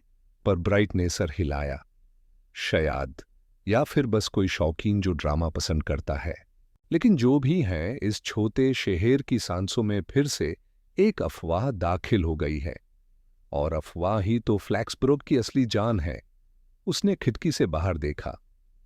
शांत मार्केट स्क्वायर, जहां लोगों को अभी कोई खतरा महसूस भी नहीं हो रहा था। लेकिन इंस्पेक्टर परब्राइट को मालूम था, यह खत एक नई दस्तान का आगाज है। उसने डायरी के आखिरी पन्ने पर लिखा, A new whisper rises in Flaxborough. I shall wait and listen. और फिर उसने डायरी बैंड कर दी। इंस्पेक्टर परब्राइट ने अपनी डायरी बैंड की थी, मगर उस रात उसे नींद आसान से नहीं मिली।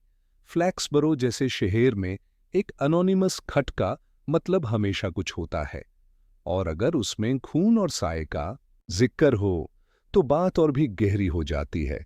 अगली सुबह सार्जेंट लव एक बंडल लेकर आया। सर, पोस्टमैन कह रहा था कि ये खत वाली हैंडराइटिंग उसने पहले भी देखी है, बस याद नहीं आ रही कहां।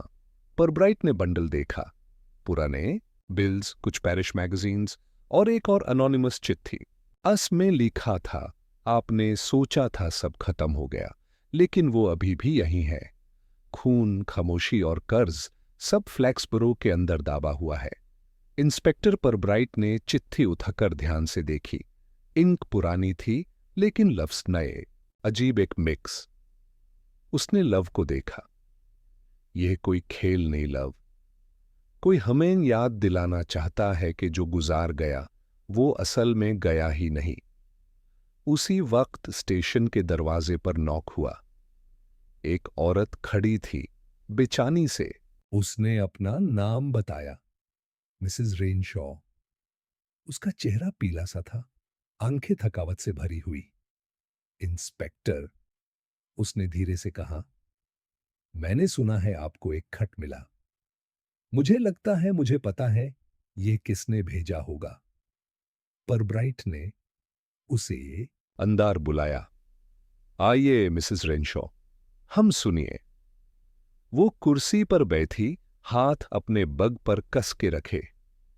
10 साल पहले मेरा भाई यहां से गायब हो गया था। सबने कहा वो भाग गया, लेकिन मैंने कभी यकीन नहीं किया। और अब मुझे लगता है कोई मुझे सच दिखाना चाहता है। सार्जेंट लव ने तुरंत पेन उठाया। मतलब ये खत आपके भाई के बारे में है? मिसेस रेनशॉ की आंखें आंसुओं से भर गईं। जी हां, और अगर ऐसा है तो इसका मतलब फ्लैक्सबरो में अभी भी वो राज छुपा है जहां तक किसी ने हाथ नहीं डाला। इंस्पेक्टर परब्राइट ने धीरे से सर हिलाया। उसके चेहरे पर वही शांत मुस्कान आई जो अक्सर आती थी जब एक नई गुत्थी उसके सामने होती। राज फ्लैक्सबरो का सबसे पुराना दोस्त है। और वो डायरी खोलकर लिखने लगा। Chapter the 18th। The whisper grows louder.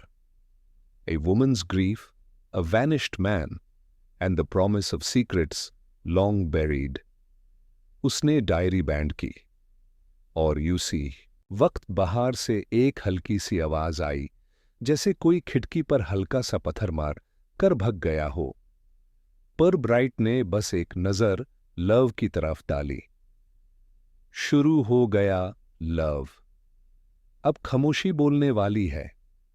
Inspector पर ब्राइट उस रात देर तक जगता रहा। अनोनिमस लेटर्स और मिसेस रेनशॉ की कहानी ने उसके ज़ेहन में एक नई आग जगा दी थी। फ्लैक्सबरो अपने राजों के लिए मशहूर था, मगर 10 साल पुराना गायब होने का केस फिर से उठना ये आम बात नहीं थी। अगली सुबह पर ब्राइट और सार्जेंट लव ने मिसेस रेनशॉ को वापस स्टेशन बुलाया। मैडम, पर ब्राइट ने शुरू किया, आपने अपने भाई के गायब होने का जिक्र किया। आपको याद है वो कहां आखिरी बार देखा गया था? मिसेस रेनशॉ ने घबराकर अपने बग का क्लास्प खोला और एक पुरानी डायरी निकाली। कवर घिसा हुआ था, पेजेस पीले हो चुके थे। ये उसकी डायरी है। मैं इसे संभाल के रखती रही। आखिरी एंट्री उसने गायब होने से एक दिन पहले लिखी थी। पर ब्राइट ने डायरी खोली। पहली लाइंस नीट हैंडराइटिंग में थी, लेकिन नीचे की तरफ लफ्ज घबराहट से भरे हुए। मैं उनसे मिलने जा रहा हूं। अगर मैं वापस ना आया तो समझना कि मैंने वो बात जान ली जो सबने छुपाई थी। फ्लैक्सबरो की नहर के पास पुराने गोडाउन के अंदर, वहां सब राज दबा हुआ है। सार्जेंट लव की आंखें फैल गईं। सर, यह तो सीधा क्लू है। पर ब्राइट ने डायरी बैंड की।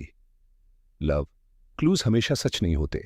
कभी कभी कोई चाहता है कि हम गलत रास्ते पर चलें, मगर फिर भी हम इस गोडाउन का रुख करेंगे। दोपहर के वक्त वो दोनों नहर के किनारे गए। पुराना गोडाउन अब आधा टूट चुका था। दीवार पर क्रीपर्स छाए हुए थे। दरवाजा लोहे का था, जुंग लगने की वजह से आधा खुला हुआ। अंदर अंधेरा था, सिर्फ छत के छेद से रोशनी आ रही थी। मिट्टी और नामी की खुशबू हवा में फैली हुई थी। सार्जेंट लव ने टॉर्च ऑन की। सर, ये जगह तो सालों से छोड़ी गए लगती है। पर ब्राइट ने आंखें तांग कर एक कोना देखा जहां मिट्टी खुदे गई थी। उसने हाथ से धूल हटाई और एक पुराना टिन बॉक्स निकाला। बॉक्स लॉक से बंद था, मगर लॉक पुराना और कमजोर। लव ने अपना पॉकेट नाइफ यूज करके बॉक्स खोला। अंदर एक बंडल था, पुराने खत और एक फोटोग्राफ। फोटोग्राफ में मिसेस रेनशॉ का भाई खड़ा था और उसके साथ फ्लैक्सबरो का एक मशहूर व्यक्ति, जिसका नाम देखते ही परब्राइट के चेहरे से मुस्कान गायब हो गई। वो तस्वीर नहर की तरफ देखते हुए दोनों की थी। तस्वीर के नीचे लिखा था, debt paid in silence sergeant love ने परब्राइट की तरफ देखा। सर, इसका मतलब? इंस्पेक्टर परब्राइट ने धीरे से तस्वीर फोल्ड करके अपनी डायरी में रखी। लव, इसका मतलब है कि मिसेस रेनशॉ का भाई गलत जगह गलत वक्त पर था, और जिस शख्स के साथ वो था वो अभी भी फ्लैक्सबरो में है। बाहर से हवा का झोंका आया, पुराने गोडाउन के दरवाजे को जोर से बंद कर दिया। अंदर एक भरी खामोशी छाई, जैसे दीवारें खुद राज संभले खड़ी हो। पर ब्राइट ने टॉर्च बुझाई और कहा, यह तो सिर्फ पहला धागा है, अब देखना है ये उलझा हुआ कहां ले जाता है। इंस्पेक्टर परब्राइट और सार्जेंट लव ने पुराना गोडाउन छोड़कर स्टेशन की तरफ वापस चले। तस्वीर और डायरी के लम्हे अभी उनके ज़ेहन में घूल रहे थे। परब्राइट को पता था कि ये सिर्फ एक पहला राज था और उस शख्स की पहचान समझना जरूरी थी जो फोटोग्राफ में मिसेस रेनशॉ के भाई के साथ था। स्टेशन पर बैठकर परब्राइट ने डायरी और फोटोग्राफ को दोबारा देखा। फोटोग्राफ्स की कॉर्नर्स पे जरा से मिट्टी और मॉइस्चर के निशान थे। उसने टॉर्चे की रोशनी में फोटोग्राफ का गहराई से मुआयना किया। सार्जेंट लव ने पूछा, सर, क्या आपको लगता है ये शख्स अभी भी शहर में है? परब्राइट ने धीरे से सर हिलाया। हमेशा रहता है लव। शहर का असली राज वही है जो हमेशा साथ छुपा रहता है, हर नजर से दूर। और यह शख्स फ्लैक्सबरो का एक इज्जतदार व्यक्ति है जो कभी ओपनली नहीं दिखता मगर हर राज का हिस्सा होता है। उसने फोटोग्राफ में शख्स के चेहरे को देखा, साफ, शांत, लेकिन आंखों में एक गहरी छुपी हुई चाल थी। पर ब्राइट ने नोट किया कि वो कभी स्माइल नहीं कर रहा था, सिर्फ काल्म, ऑलमोस्ट कैलकुलेटिंग नजर थी। यह व्यक्ति लव, ये कभी मामले को सीधा दिखाता नहीं, हमेशा शैडो में काम करता है और लोगों को सिर्फ छुपाए गए सच्चाइयों का हिस्सा दिखाता है। लव ने पेन उठाया। सर, तो अब क्या करना होगा? परब्राइट ने डायरी खोला और लिखने लगा। Chapter 20. The man in the photograph is not just a witness, he is the gatekeeper of old secrets. And if we want Mrs. Renshaw's answers, we must find him. उसने टॉर्च दोबारा on की और photograph के पीछे note किया। Meet me where the clock listens. Sergeant love का चेहरा हैरानी से भरा हुआ था। The clock? सर, आप फिर से वही पुरानी जगह जा रहे हैं? परब्राइट ने हल्की सी मुस्कान दी। लव, कभी कभी शहर की खामोशी और पुरानी राज सिर्फ वही जगह खोल सकती है जहां वक्त खुद रुकता है, और ये शख्स जो भी है वही सुनेगा, वही बताएगा। बाहर से स्टेशन की घंटी ने हल्की सी आवाज के साथ बजना शुरू की। परब्राइट ने धीरे से कहा, फ्लैक्सबरो हमेशा अपने राजों को ऐसे ही याद दिलाता है और अब हम उसके दरवाजे पर खड़े हैं। सार्जेंट लव ने सिर्फ सर हिलाया, समझते हुए कि आगे जो भी हो यह एक नई उलझन और सस्पेंस का सिलसिला है। परब्राइट ने डायरी को बैंड करते हुए धीरे से बोला, अब लव, हम मन इन द फोटोग्राफ से मिलने वाले हैं और फ्लैक्सबरो के शैडोज को समझना होगा। रात का वक्त था। फ्लैक्सबरो की गलियों में सिर्फ हल्की धुंधली रोशनी थी और हवा के साथ एक ठंडी खामोशी चल रही थी। इंस्पेक्टर परब्राइट और सार्जेंट लव ने फिर से पुराना क्लॉक हॉल का रुख किया, वहां जहां चैप्टर 14 में उन्होंने पहली बार क्लॉक की धड़कन महसूस की थी। क्लॉक हॉल खामोश और पुराना था। परब्राइट ने धीरे से दरवाजा खोला और टॉर्चेस की रोशनी में देखा कि शैडोज एक अजीब तरह से लंबी हो गई हैं। अंदर एक शख्स खड़ा था, पीठ दीवारों की तरफ। फोटोग्राफ जैसी ही आंखें थी, काल्म, कैलकुलेटेड, और किसी भी हालात में चेहरे से शब्द नहीं निकलते। परब्राइट ने धीरे से कहा, हम आपसे मिलना चाहते हैं। हम जानते हैं आप फ्लैक्सबरो के कुछ पुराने राजों के गेटकीपर हैं। शार्क्स ने सिर्फ धीरे से सर हिलाया, फिर हल्की सी आवाज में बोला, इंस्पेक्टर परब्राइट, मैंने आपका इंतजार किया था। फ्लैक्सबरो के साए कभी छुप कर नहीं जाते, और जो यादें दफन होती हैं वो किसी दिन सामने आती हैं। सार्जेंट लव पीछे खड़ा था, आंखों में हैरानी और कौशन के मिक्स के साथ। शार्क्स की हर हरकत एक स्टोरी कह रही थी, और उनकी आंखों का शांत गहराई दोनों इंस्पेक्टर्स को साइलेंट कर रही थी। परब्राइट ने डायरी खोली और शार्क्स के सामने रखी। यह डायरी और फोटोग्राफ हमें आप तक ले आए, मिसेस रेनशॉ के भाई के गायब होने का राज और जो सब कुछ अब तक छुपा हुआ है, हम जानना चाहते हैं। शार्क्स ने धीरे से हाथ उठाया और डायरी को देखा। एक छोटी सी मुस्कान उसके लिप्स पर थी, लेकिन आंखों में कोई सॉफ्टनेस नहीं। ये शहर हमेशा अपने राजों को छुपाता है, लेकिन आपकी क्यूरियोसिटी और पेशेंस, इसने मुझे यहां बुलाया। आपको सच्चाई का हिस्सा दिखाने का वक्त आ गया है। लेकिन समझ लो, फ्लैक्सबरो का सच कभी सिंपल नहीं होता।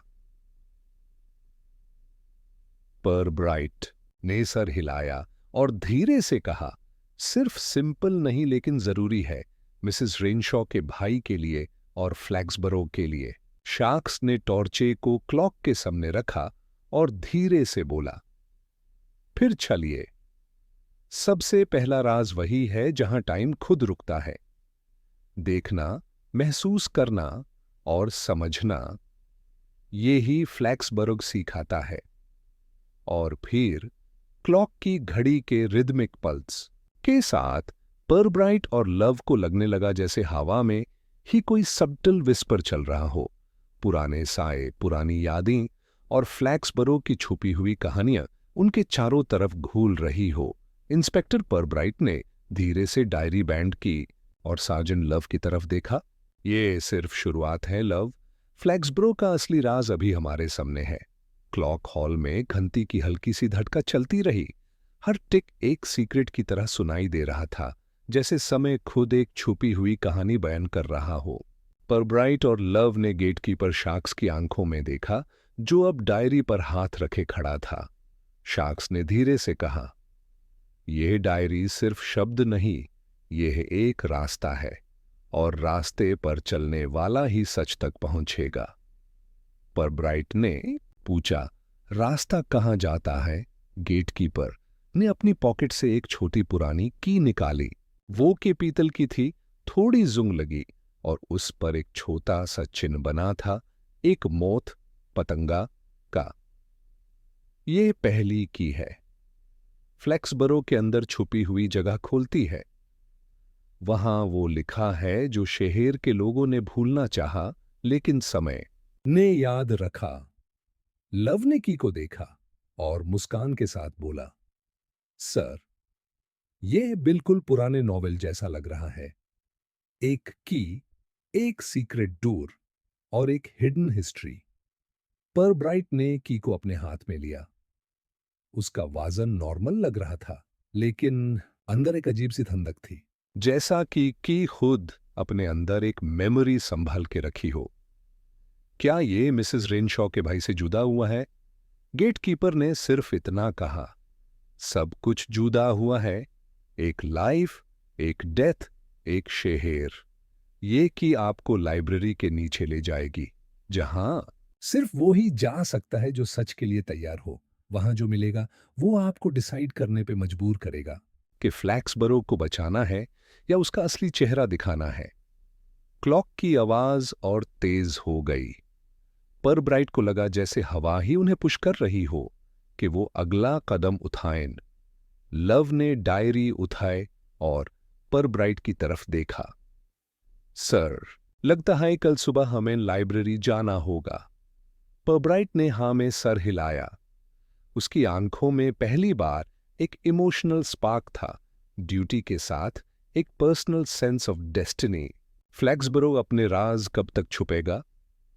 अब हमें उन्हें सामने लाना ही होगा। गेटकीपर पीछे हटा। शैडोज में घुल गया और धीरे से बस इतना बोला, याद रखना, हर की एक डोर खोलती है और हर डोर के पीछे एक प्राइस होता है। इंस्पेक्टर परब्राइट ने की को अपनी कोट की पॉकेट में रखा। उसने क्लॉक के डायल की तरफ देखा, जहां सारे हाथ एक पल के लिए रुक गए थे, जैसे समय भी उनका इंतजार कर रहा था। सुबह की रोशनी फ्लैक्सब्रो पर उतर रही थी, लेकिन शहर का दिल अब भी पुरानी खामोशी में धाधक रहा था। परब्राइट और लव ने अपना रास्ता सीधा लाइब्रेरी की तरफ बनाया। लाइब्रेरी का सनस्टोन फसाड सुबह की धूप में थोड़ा उदास लग रहा था, जैसे किताबें ही अपने अंदर छुपी कहानियां सुनाना चाहती हो। इनसाइड लाइब्रेरियन मिस केटल उन दोनों को देखकर हैरान हुई। इंस्पेक्टर, इतनी सुबह? परब्राइट ने सीधा कहा, हमें नीचे जाना है, रिकॉर्ड्स रूम के नीचे। लव डायरी को अपनी बग से निकाला और मौत सिंबल वाली की उठाए। लाइब्रेरियन की आंखें थोड़ी सी डर गईं। यह की आपके पास कैसे आई? परब्राइट ने जवाब देना जरूरी नहीं समझा। उसने सिर्फ मुस्कान दी और कहा, बस ये समझिए, समय ने अपने हाथ हमें दे दिए हैं। स्टेयरवेल से नीचे उतारते हुए हवा और सर्द होती गई। स्टोन की वॉल्स पर पुराने डंप के दाग थे और कहीं कहीं से पानी टपकने की आवाज गूंज रही थी। नीचे पहुंचकर उन्हें एक आयरन डोर मिला, जिसमें एक छोटा सा लॉक था, बिल्कुल वही सिंबल के साथ जो की पर था। परब्राइट ने की इंसर्ट की। धीरे से एक क्लिक की आवाज हुई। डोर धक्का देने पर खुल गया और उनके सामने एक लंबी अंधेरी टनल थी। सर, लव ने धीरे से कहा, यह तो किसी नॉवेल का क्लासिक सीन है, मैं बस एक टॉर्च ले आता हूं। परब्राइट ने अपनी लैंटर्न जलाई और बोला, ये नॉवेल नहीं लव, ये हमारी हिस्ट्री है। अंदर जाने पर उन्हें एक छोटा सा चेंबर मिला। चेंबर गोल था, जैसे एक पुराना क्रिप्ट। दीवारों पर शेल्व्स बने हुए थे, जिसमें पार्चमेंट्स और बॉक्सेस रखे थे, और बीच में एक पेडेस्टल जहां एक और किताब रखी थी, लेकिन यह डायरी से अलग थी। परब्राइट ने किताब खोली। उसके फर्स्ट पेज पर लिखा था, the chronicle of Flaxborough, a record not to be read. Love ने धीरे से कहा, सर, कोई रेकॉर्ड लिखता क्यों है अगर यूज रीड नहीं करना था? परब्राइट ने पेज पलटा। अंदर कुछ जगह ब्लैंक थी, लेकिन कुछ जगह पर लिखे हुए शब्द थे, खून से लिखे हुए जैसे। हर शब्द एक तरह का कन्फेशन था। जो खून गिराया गया था, उसने शहर को बनाया। हर ब्रिक एक कुर्बानी का नतीजा है, और जो भूल गए उनके भूत अब भी चल रहे हैं। लव ने पीछे हटकर कहा, सर, यह तो बिल्कुल डिस्टर्बिंग है। यह कोई सिंपल रिकॉर्ड नहीं है। यह शहर के अंदर छुपी हुई एक गिल्ट का प्रूफ है। परब्राइट की नजर लास्ट पेज पर टिक गई। वहां एक स्ट्रेंज मैप बना हुआ था फ्लैक्सब्रो का, लेकिन एक एक्स्ट्रा मार्क के साथ। एक क्रॉस जो सीधा सेमेट्री के नीचे लग रहा था। उसने डायरी और की को एक साथ देखा। अब समझ आया, यह बस शुरुआत थी। डायरी ने उन्हें की तक लाया, की ने उन्हें चेंबर तक, और चेंबर ने अब उन्हें सेमेट्री तक बुलाया। पर ब्राइट ने लैंटर्न बैंड करते हुए कहा, लव, लगता है हम अब एक और दरवाजा खोलने वाले हैं, और उस दरवाजे के पीछे शायद फ्लैक्सब्रो का असल चेहरा छुपा है। लव ने अपना नोटबुक बैंड किया और सार्ड हवा में कहा, सर, ऑनेस्टली, मुझे लग रहा है हम किसी के लिखे हुए स्क्रिप्ट में चल रहे हैं। परब्राइट ने गहराई से कहा, नहीं लव, हम उस स्क्रिप्ट को तोड़ने आए हैं। जिसने भी लिखा उसे अब तक चलने दिया गया, लेकिन अब हम लिखेंगे अपना सच। उन दोनों ने चेंबर का डोर पीछे से लॉक कर दिया और खामोशी के साथ लाइब्रेरी से बाहर निकले। फ्लैक्सब्रो की सड़कों पर अब रोशनी थी, लेकिन परब्राइट जानता था कि उनकी अगला रात। Flaxborough had grown quieter in the days following the arrest. The bustle of gossip that had once hummed through the town's shops, pubs and sitting rooms had dwindled into murmurs spoken only in trusted company. It was as if the town itself had exhaled after weeks of tension and now, in the cool stillness, sought to recover its ordinary rhythm. Inspector Pirbright, however, did not allow himself the luxury of complacency. Though the case seemed closed with the guilty party secured and the loose ends tied, he understood all too well that true closure in such matters rarely came so neatly. People carried wounds, resentments lingered, and secrets, even those exposed, often left shadows behind. At the police station, Sergeant Love had taken to recounting the case in his own peculiar way. His retellings, offered eagerly to constables and clerks who hadn't asked for them, were filled with emphatic gestures and occasional embellishments. Each version seemed to make him just a little more heroic than the last. Pirbright allowed him this indulgence. After all, Love had worked hard, and there was no harm in a touch of pride. Mrs. Teatime, meanwhile, had reappeared in her usual haunts, radiating calm, as though the entire affair had been but a minor ripple in her routine. "Life," she told. "Pirbright, when they crossed paths at the greengrocer, has a way of restoring its balance, if one allows it. The key is not to fret about the ripples." Her serene certainty had, as ever, both amused and unsettled him. The townsfolk, too, seemed ready to push the episode into the folds of collective memory. Soon the details would blur. The names would be softened by forgetfulness. What would remain, as always, was the peculiar mixture of suspicion and denial that bound the people of Flaxborough together, a shared determination not to peer too deeply into matters better left undisturbed. On a late afternoon, Pirbright stood at the edge of the churchyard, watching the wind stir through the yews. He reflected on the patterns of human folly, the way ambition and resentment could twist otherwise ordinary souls into strange, destructive shapes. Yet despite it all, the town endured. It always endured. When at last he returned to the station, he found Love bent earnestly over a report, tongue poking from the corner of his mouth in concentration.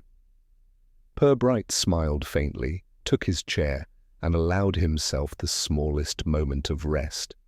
The work was never truly finished. There would be another case, another puzzle, another ripple across the surface of Flaxborough's placid waters. But for now the town was quiet, and quiet, in its own way, was enough. The final act of Flaxborough's peculiar drama seemed, at last, to have faded into silence. The cobbled streets returned to their slow shuffle of daily errands. Curtains twitched less often, and conversations in the grocer's shop circled back to butter prices and the weather rather than whispered intrigue. Life, as it always did, had found its way back to ordinary. Inspector Pirbright walked the high street one crisp morning, his pace unhurried, his gaze taking in the familiar signs of the town's resilience. Mrs. Teatime, already immaculate, was at her usual post near the post office, greeting passers-by with cryptic smiles. Sergeant Love, across the way, leaned on the station's doorway, his broad frame blocking the light, holding forth to a pair of young constables who listened half-dazed as he embroidered his role in the case yet again. Pirbright found no reason to interrupt him.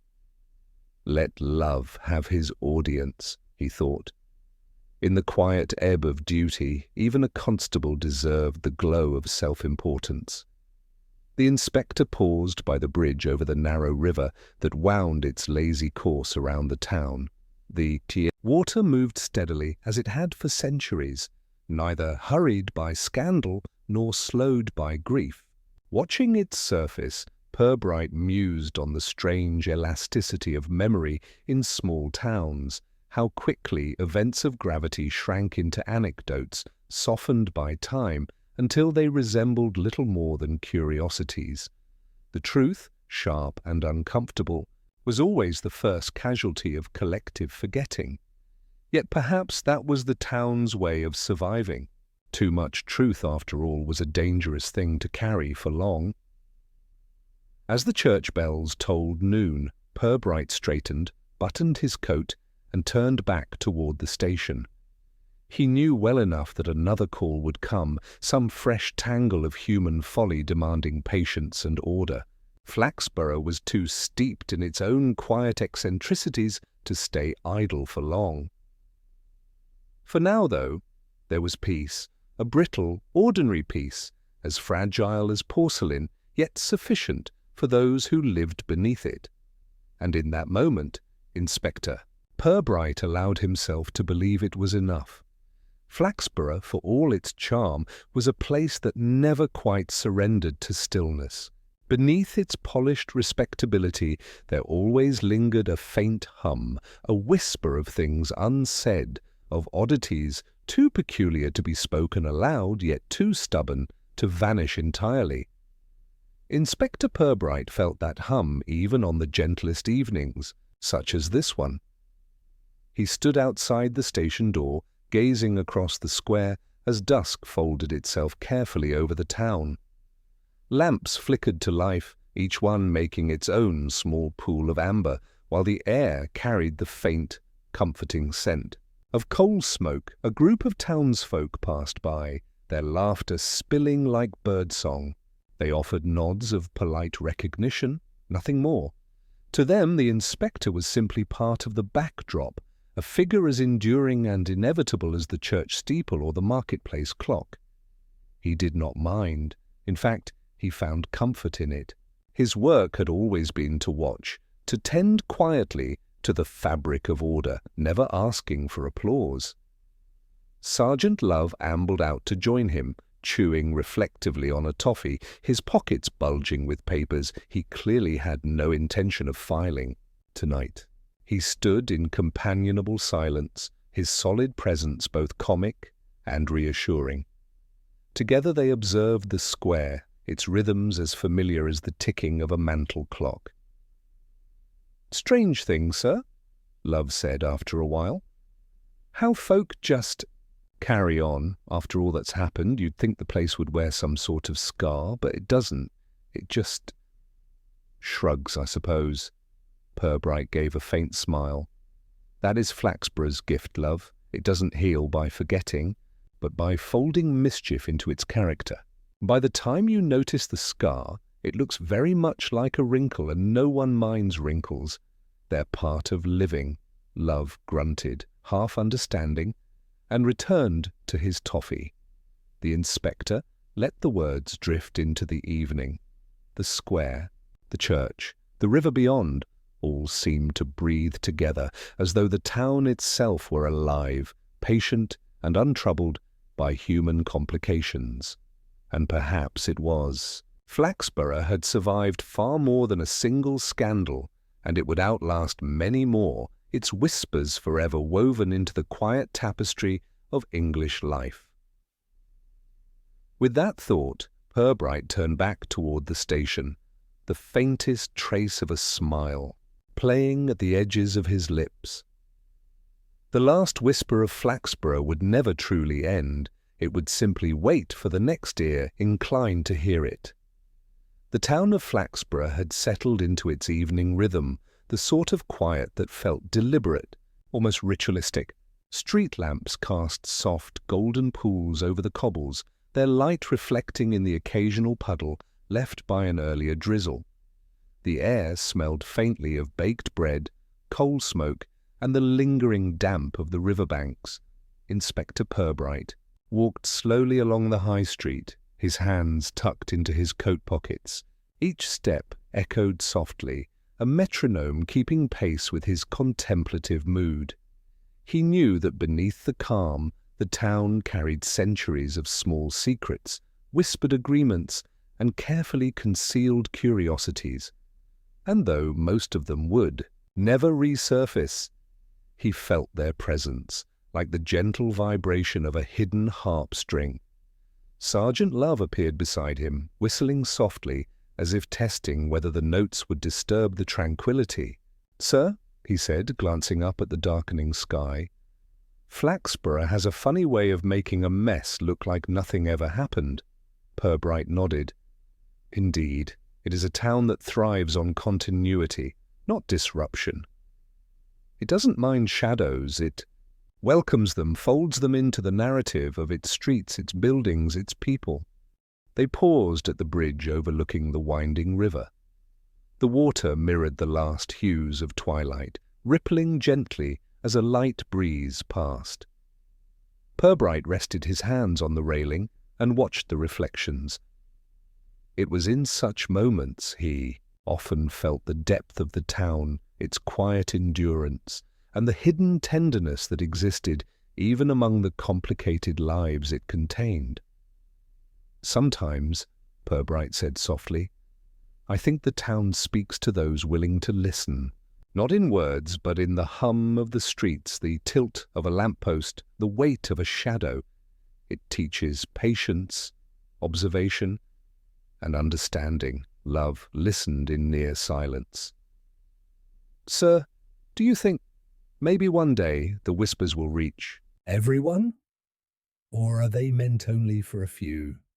Pirbright smiled faintly. "Perhaps only for those who seek them. And even then, it is not the answers that matter, but the act of paying attention.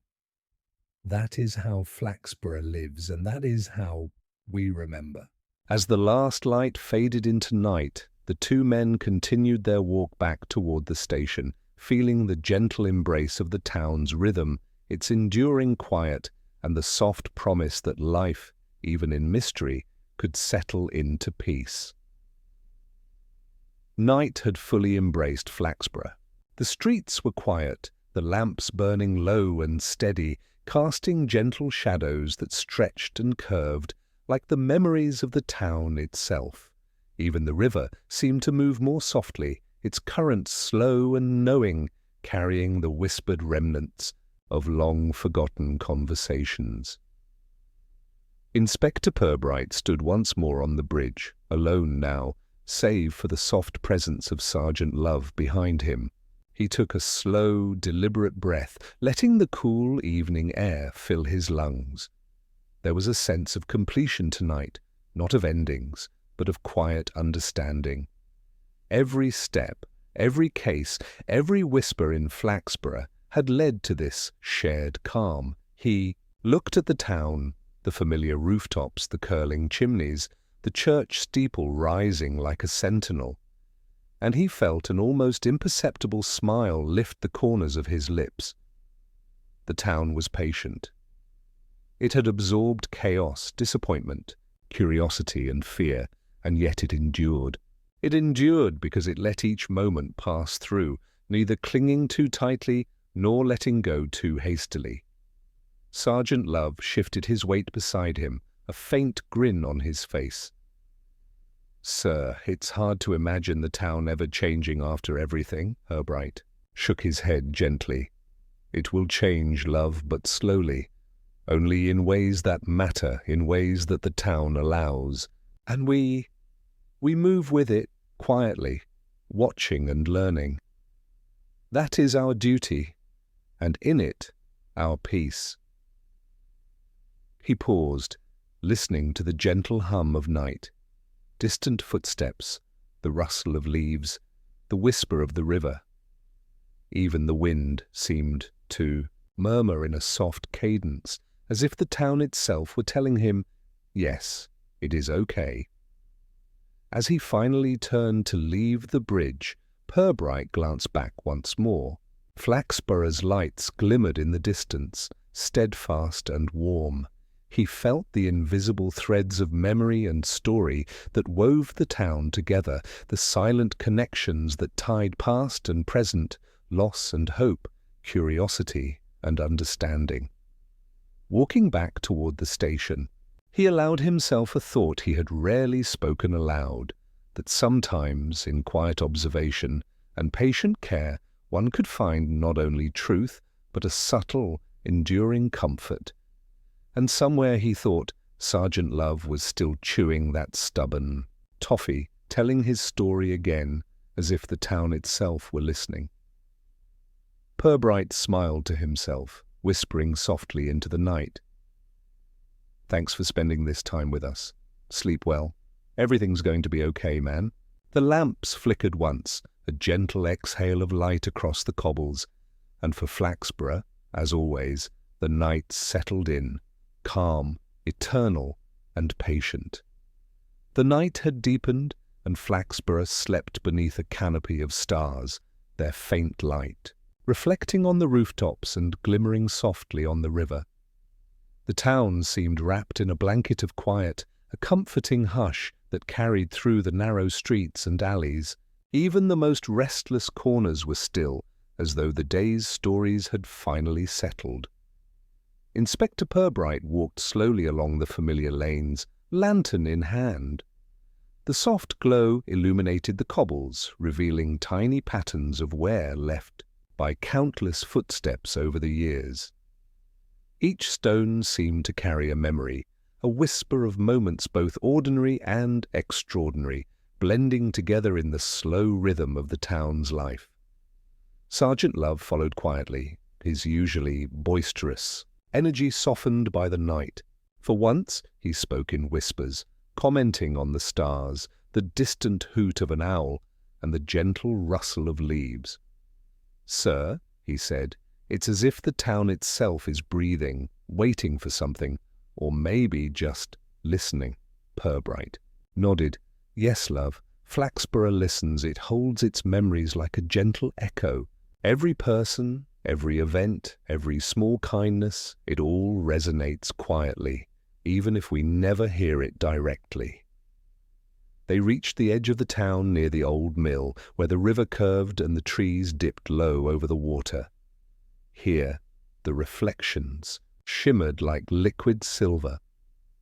Pirbright paused, letting the calm seep in. He thought of the days and nights of investigation, of small discoveries and quiet revelations. In this stillness, it all made sense, not in clarity of action, but in the understanding of time and connection. "Sometimes," Pirbright murmured, "we chase answers, but the true lessons are in the spaces between, the pauses, the shadows, the moments of quiet attention. That is where the town teaches, and where we truly learn." Love smiled, leaning on a rail, eyes on the rippling water. "I think I understand, sir." The echo. It's not about solving, but about feeling the weight of everything gently, like a soft melody. Pirbright's gaze lingered on the horizon, where night met the faint glow of dawn yet to come. "Exactly, love. And in those gentle echoes we find patience, peace, and perhaps a hint of wonder. That is Flaxborough's gift." As they turned back toward the town, Pirbright whispered softly into the quiet, "Thanks for spending this time with us. Sleep well. Everything's going to be okay, man." The wind carried his words lightly across the town, a final echo of comfort and calm, settling over Flaxborough like a soft lullaby. The world seemed to pause, just for a moment, as night wrapped Flaxborough in its soft, endless hush. Stars shimmered faintly above, and the river's gentle murmur whispered secrets only those who listened closely could hear. In this quiet, Inspector Pirbright felt the culmination of the town's long story, a sense of patience, reflection, and the subtle weight of time itself. He walked slowly through the streets, lantern swinging lightly, shadows dancing across, familiar stone and timber. Every corner held a memory, every window seemed to hold a story. And though much had been revealed, much had been hidden again, he knew the town would carry its truths in silence, folded carefully into its fabric. Sergeant Love walked beside him, quieter than usual, sensing the gravity of these final moments. "Sir," he said softly, "it feels, almost like the town is breathing around us, watching, remembering, forgiving." Pirbright nodded, thinking of the paths they had followed, the mysteries unraveled, the whispers discovered, the small, unspoken acts of courage that had stitched the town together. "Yes, love. That is the rhythm of Flaxborough. It does not rush. It does not judge. It endures." Ahead, the lights of the town glimmered faintly through the night mist, golden and warm. Pirbright paused, taking in the scene. The old library, the bridge over the quiet river, the cobblestones that had borne so many steps over so many years. He felt a deep, reflective calm, a soft exhale of the stories that had passed through his hands and heart. "Sometimes," he whispered, almost to himself, "we follow shadows, only to find the light hidden in them. And sometimes," he added, with a faint smile, "we follow ourselves, our own ghosts, to discover the truths we carry within." Love looked at him, understanding. "Sir." That's a beautiful way to end the night. Pirbright's gaze lingered one last time on the river, the town, the quiet expanse of stars above. And in that moment, he let the story fold gently around him, allowing himself the rare comfort of completeness. He turned back toward the station, lantern in hand, steps slow and deliberate, and whispered softly, carrying the words into the night, "Thanks for spending this time with us. Sleep well. Everything's going to be okay, man." And somewhere, beyond the soft glow of the lamps and the whispering river, the town seemed to answer, in its own patient, timeless way. The stories of Flaxborough, like all quiet echoes, would remain safe, remembered, and gently alive.